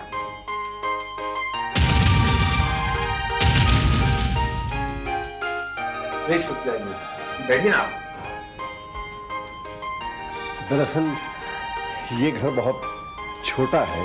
भाई साहब, घर छोटा होने से क्या होता है, दिल तो बड़ा है। अगर दिल में प्यार हो तो संसार भी इसमें समा जाता है। आप ठीक कह रहे हैं बहन जी, लेकिन आजकल लोग ये बात को मानते कहाँ हैं। बस लोगों को तो सिर्फ पैसे की चमक धमक ही अच्छी लगती है। बहन जी, हमने पैसों को कभी अहमियत नहीं दी।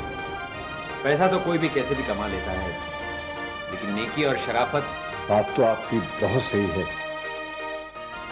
लेकिन कहाँ हमारी हैसियत, कहाँ आपकी हैसियत, कहाँ हम कहाँ आप। देखिए शुक्ला जी, हम सब ये बेकार की बातें करने यहाँ नहीं आए हैं। हम तो अंकल, पापा बिल्कुल ठीक कह रहे हैं। वैसे हम ममता को सालों से देखते आ रहे हैं। उसमें वो हर एक गुण है जो किसी भी संस्कारशील लड़की में होना चाहिए। और सबसे बड़ी बात तो ये है कि संजय और ममता दोनों एक दूसरे को बेहद पसंद करते हैं। क्यों?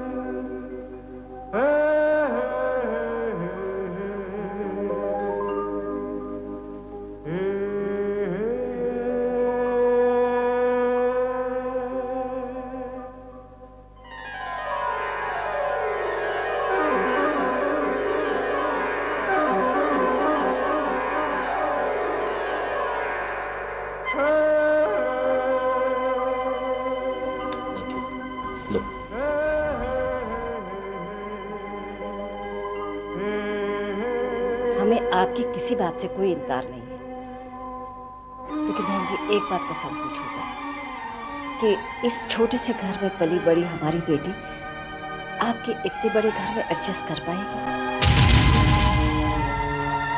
आदमी चाहे तो सब कुछ कर सकता है। आप ये वहम दिल से निकाल दीजिए। बेटा आप चाय लेंगी? No thanks. आप अपना डिस्कशन कंटिन्यू कीजिए।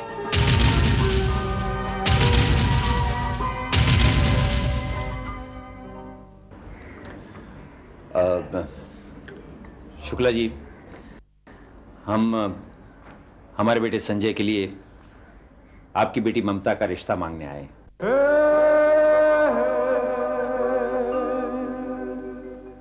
देखिए चौधरी साहब, मैं अपनी बात, अपनी औकात आपके सामने रख चुका हूं। आप उन सब बातों को भूल जाइए। हमें आपसे कुछ नहीं चाहिए। आप अपनी बेटी हमें दे दीजिए बस। अब जब आपने फैसला कर ही लिया है और हमारी बेटी ममता को भी ये रिश्ता पसंद है, तो फिर हमें कोई एतराज नहीं। बस आप पंडित जी को बुलाकर शादी का मुहूर्त निकलवा दीजिए। ये रिश्ता हमें मंजूर है।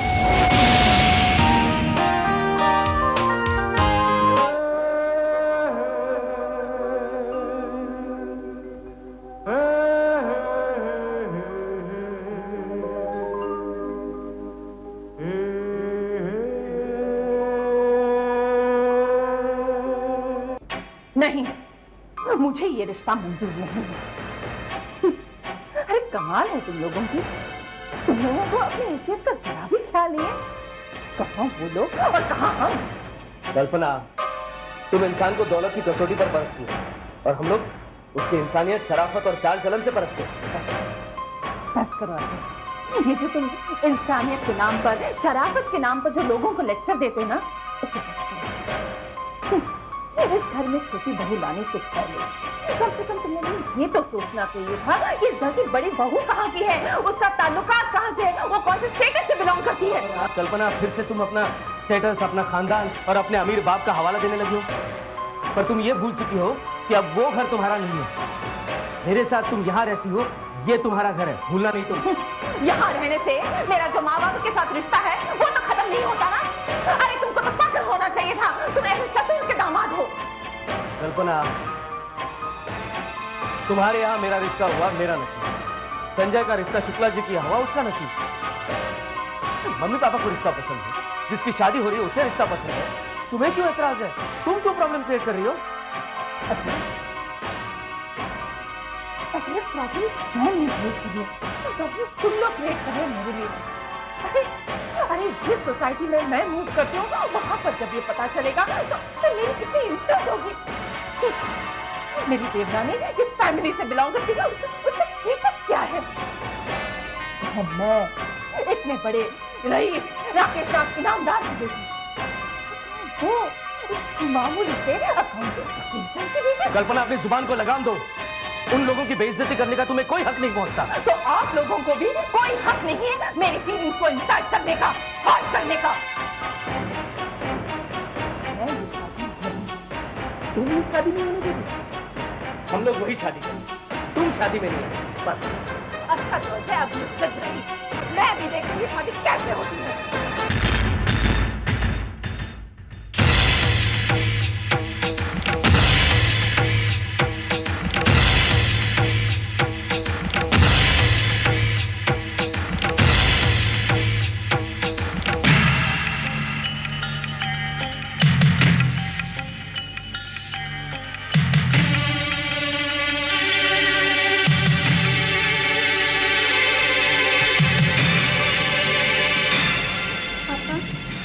एक बात पूछूं आपसे? पापा, आप मम्मी से हमेशा क्यों झगड़ते रहते हैं? बेटा, यही सवाल तुम अपनी मम्मी से भी पूछ लो। पापा, मैंने मम्मी से भी पूछा था तो उन्होंने भी यही कहा था कि तुम अपने पापा से पूछो। पापा, क्या हर बच्चे की मम्मी डैडी इसी तरह से लड़ते हैं? पता नहीं, पर हमारे साथ यही है। पापा, आपकी मम्मी डैडी तो कभी नहीं लड़ते ना, वो तो कितने प्यार से रहते हैं, और आप दोनों तो।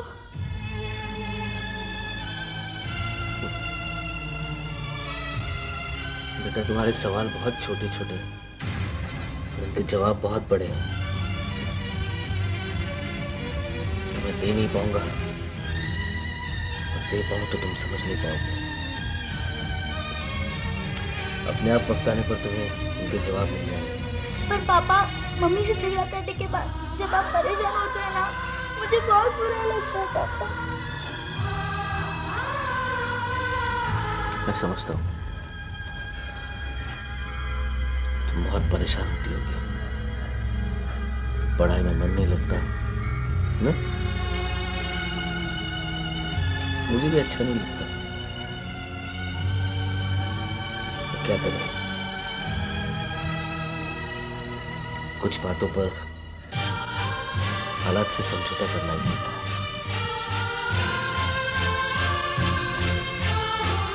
फिक्र नहीं करना तुम, सब ठीक हो जाएगा, सब ठीक हो जाएगा। तो तुम्हारे सास ससुर एक मिडिल क्लास अकाउंटेंट को अपना समधी बनाने जा रहे हैं, लेकिन यह फैसला लेने से पहले उन्होंने एक बार नहीं सोचा कि वो कितने बड़े आदमी के समधी, राकेश नाथ, जिसका सोसाइटी में नाम है, स्टेटस है। कल्पना, जब भी ऐसी बात आती है तो अजय के साथ तुम्हारी शादी करने की भूल मेरे सीने में नश्तर की तरह चुभने लगती। तुमने उस घर की बहू बनकर बहुत बड़ी गलती की है। पापा, मैं 1000 बार अपनी गलती की माफी मांग चुकी हूँ। मैंने सचमुच अजय जैसा जीवन साथी चुनकर बहुत बड़ी गलती की है, ऐसा जो। बेटी, अगर बात यहीं खत्म हो जाती तो ठीक, लेकिन वो लोग तो अपनी औकात से बाहर ही नहीं आना चाहते, और आज एक छोटे से खानदान में अपनी शादी करके हमें भी नीचा दिखाना चाहते हैं। नहीं, हमारे समधी इतने गिरे हुए हो, ये मैं बर्दाश्त नहीं कर सकता। पापा, यही बात मैंने अजय को समझाने की कोशिश की। इस बात को लेकर हम दोनों के बीच काफी बहस भी हुई, लेकिन वो। कल्पना, लेकिन अजय अपनी हैसियत, अपने घर संसार के संस्कार नहीं भूले, है ना? तुमने अजय को पसंद करके उससे शादी की, अब उसका छोटा भाई संजय अपनी पसंद से अगर शादी करना चाहता है, तो तुम्हें ऐतराज क्यों है? ऐतराज है, मुझे ऐतराज है, क्योंकि संजय के ससुराल वाले हमसे हर लिहाज से छोटे हैं। तुमने जब अजय से शादी की थी तो उसकी हैसियत भी अपने पापा से कम ही थी। कहना क्या चाहती हो तुम? बस इतना ही कि तुम रोज रोज अपने घर की समस्याएं पापा को आके मत बताया करो। उसकी समस्या राकेश नाथ की इज्जत से जुड़ी है। कल्पना ठीक कह रही है। पापा, कल्पना की बातें सुनने के बावजूद आप उसे बढ़ावा दे रहे? इससे घर टूटते हैं, जुड़ते नहीं। बेटी, घर टूटने और जुड़ने की परिभाषा अब तुम मुझे मत सिखाओ। मैंने कुछ गलत तो नहीं कहा ना? तुमने कुछ गलत नहीं कहा, लेकिन कल्पना भी अपनी जगह गलत नहीं है। तुम्हारी भाषा में कहूं, तुम्हारा पति आदित्य पहले एक बहुत मामूली सा वकील था, लेकिन आज बहुत बड़ा आदमी, क्योंकि उसके अंदर लगन, मेहनत थी, आज के जमाने के साथ चलना जानता था। और अजय, वो भी एक वकील है, लेकिन अपनी जगह से 1 इंच नहीं। कल भी जहां था, आज भी वहीं। पापा, आप जानते हैं कि इन्होंने अपनी दौलत और शोहरत कैसे हासिल की है? झूठे केस लेकर। बेटी, आज के जमाने में हर वो काम जायज है जो तरक्की के लिए,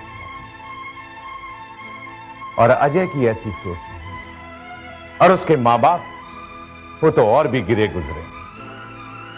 मां है तो समाज सेविका के नाम पर बदनामी का बोझ ढो रही है, और बलराज मेरा समधी, बीवी का गुलाम।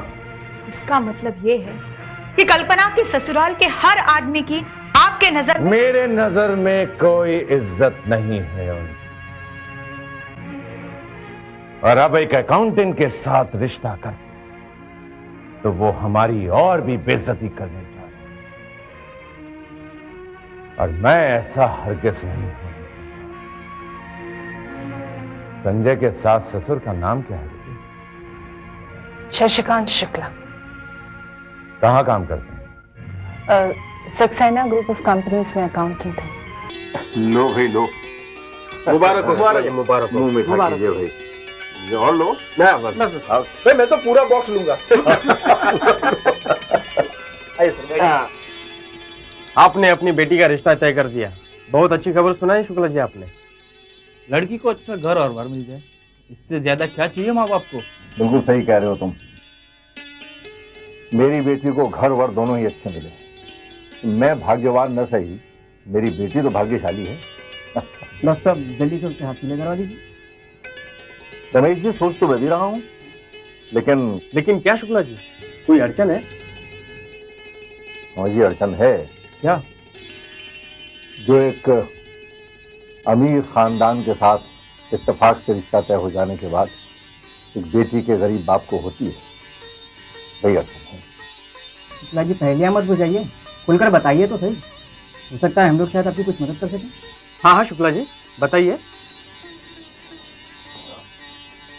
भाई, जिस खानदान में मेरी बेटी की शादी तय हुई है, बहुत बड़े लोग हैं, बहुत ऊंचा खानदान है। मेरी हैसियत तो उनके सामने कुछ है ही नहीं, लेकिन किसी बेटी का मामला है कि उनके सामने खड़ा होने के लिए कुछ तो करना ही पड़ेगा। मेरे पास कुछ 1.5-2 लाख रुपए हैं, प्रोविडेंट फंड हो जाएगा।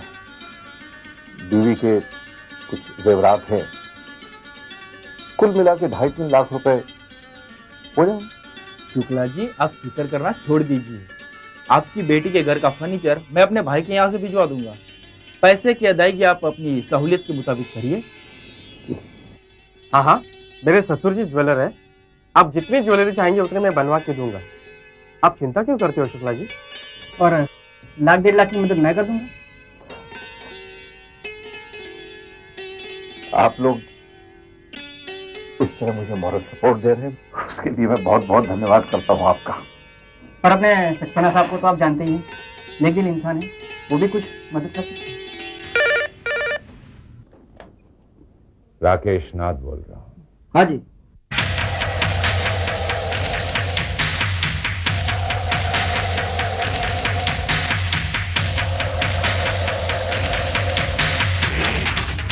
अरे साहब, अगर आप कहें तो मैं अपने पूरे स्टाफ की आज और अभी छुट्टी कर दूं। आपके बड़े एहसान हैं मुझ पर। हाँ, फिक्र मत कीजिए, मैं वो अभी सब किए देता हूँ। Thank you sir, good bye.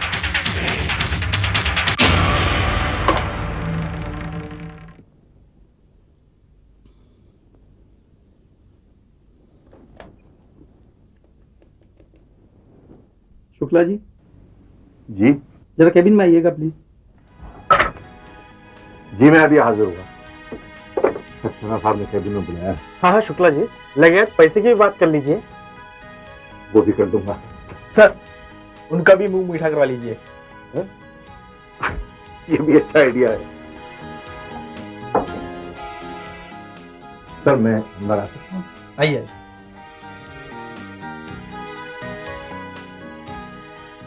बैठिए।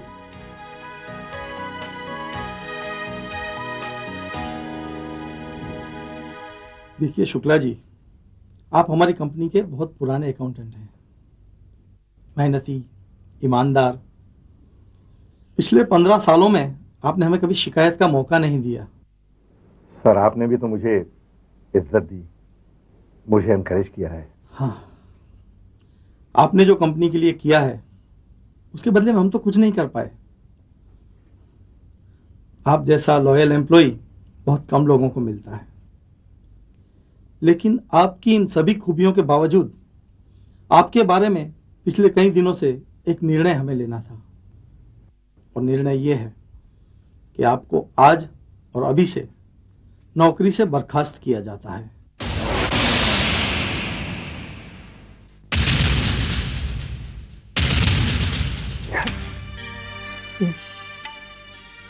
आप क्या कह रहे हैं? मुझे ये निर्णय मजबूरी में लेना पड़ रहा है। लेकिन सर मेरा कसूर क्या है? मेरी गलती क्या है? मैंने क्या ऐसा किया? नहीं, ऐसी कोई बात नहीं।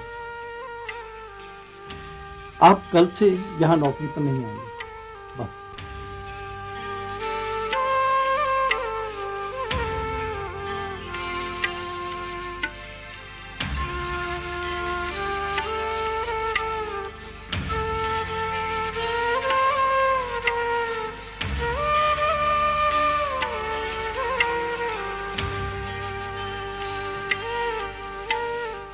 मैंने अपनी बेटी की शादी तय कर दी, उसके हाथ पीले करने हैं सर।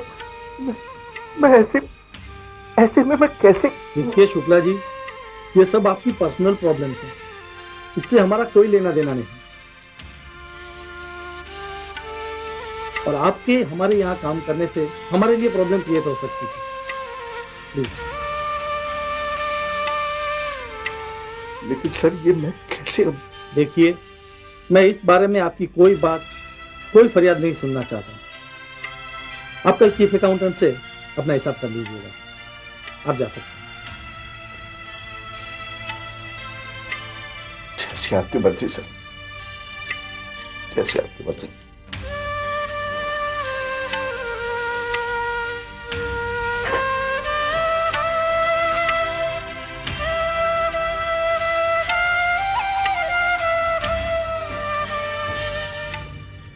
मामा, सुना आपने? ममता के डैडी शुक्ला जी की नौकरी चली गई है और ये काम कल्पना के उकसाने पर पापा ने किया है। पता नहीं ये सब करके कल्पना क्या साबित करना चाहती है। मुझे तो कुछ भी समझ में नहीं आ रहा है, वो क्यों अपने घर की सुख शांति भंग कर रही है। लेकिन पापा को भी तो कुछ सोचना चाहिए ना, बजाय इसके कि वो कल्पना को समझाए वो उसे और शय दे रहे हैं। क्या बाप का यही फर्ज होता है?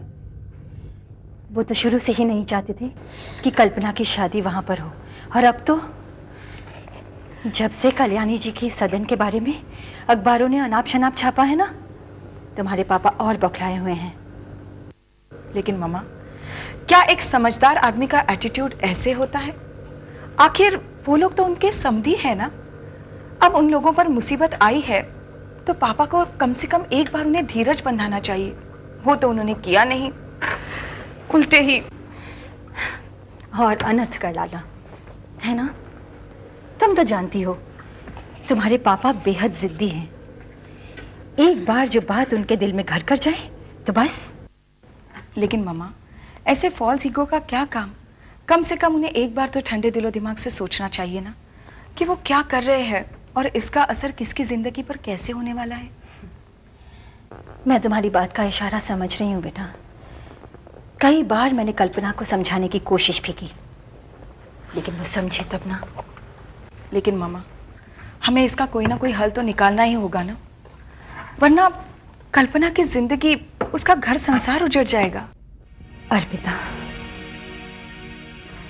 तुम और कल्पना दोनों सगी बहनें हो, लेकिन कितना फर्क है तुम दोनों में।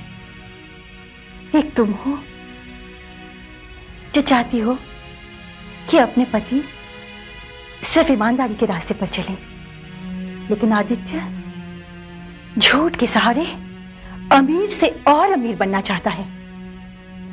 उधर कल्पना का पति अजय सिर्फ ईमानदारी से कमाना चाहता है।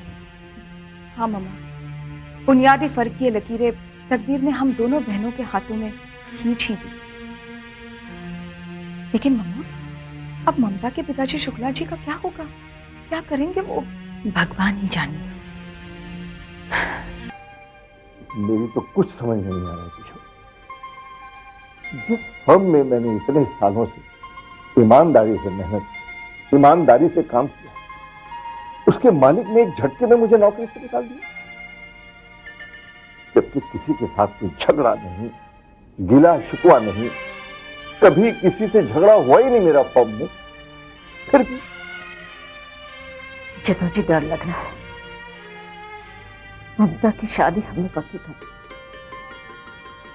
शादी का इंतजाम बड़े लोग हैं, मुझे खानदान की बारात को संभालना इस हाल में नहीं, हम नहीं कर सकते। हम चाहकर भी कुछ नहीं कर सकते। ठीक कह रही हो किशोर।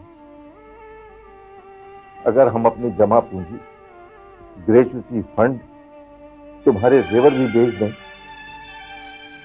तब भी उनकी हैसियत के आगे नहीं टिक सकती।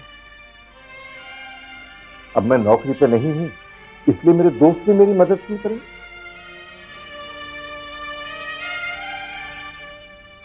हमारी बेटी के भाग्य ने उसे अच्छे खानदान में रिश्ता तय किया, लेकिन हमारा दुर्भाग्य क्या हम ये रिश्ता कर नहीं सकते? कर नहीं सकते। अब क्या करें जी?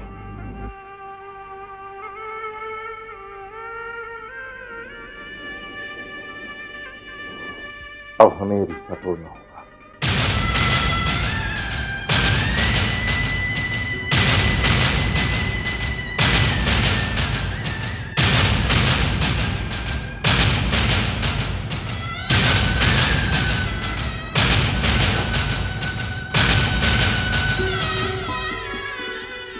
हम अपने आप को बेच भी दें तब भी ये रिश्ता नहीं कर सकते।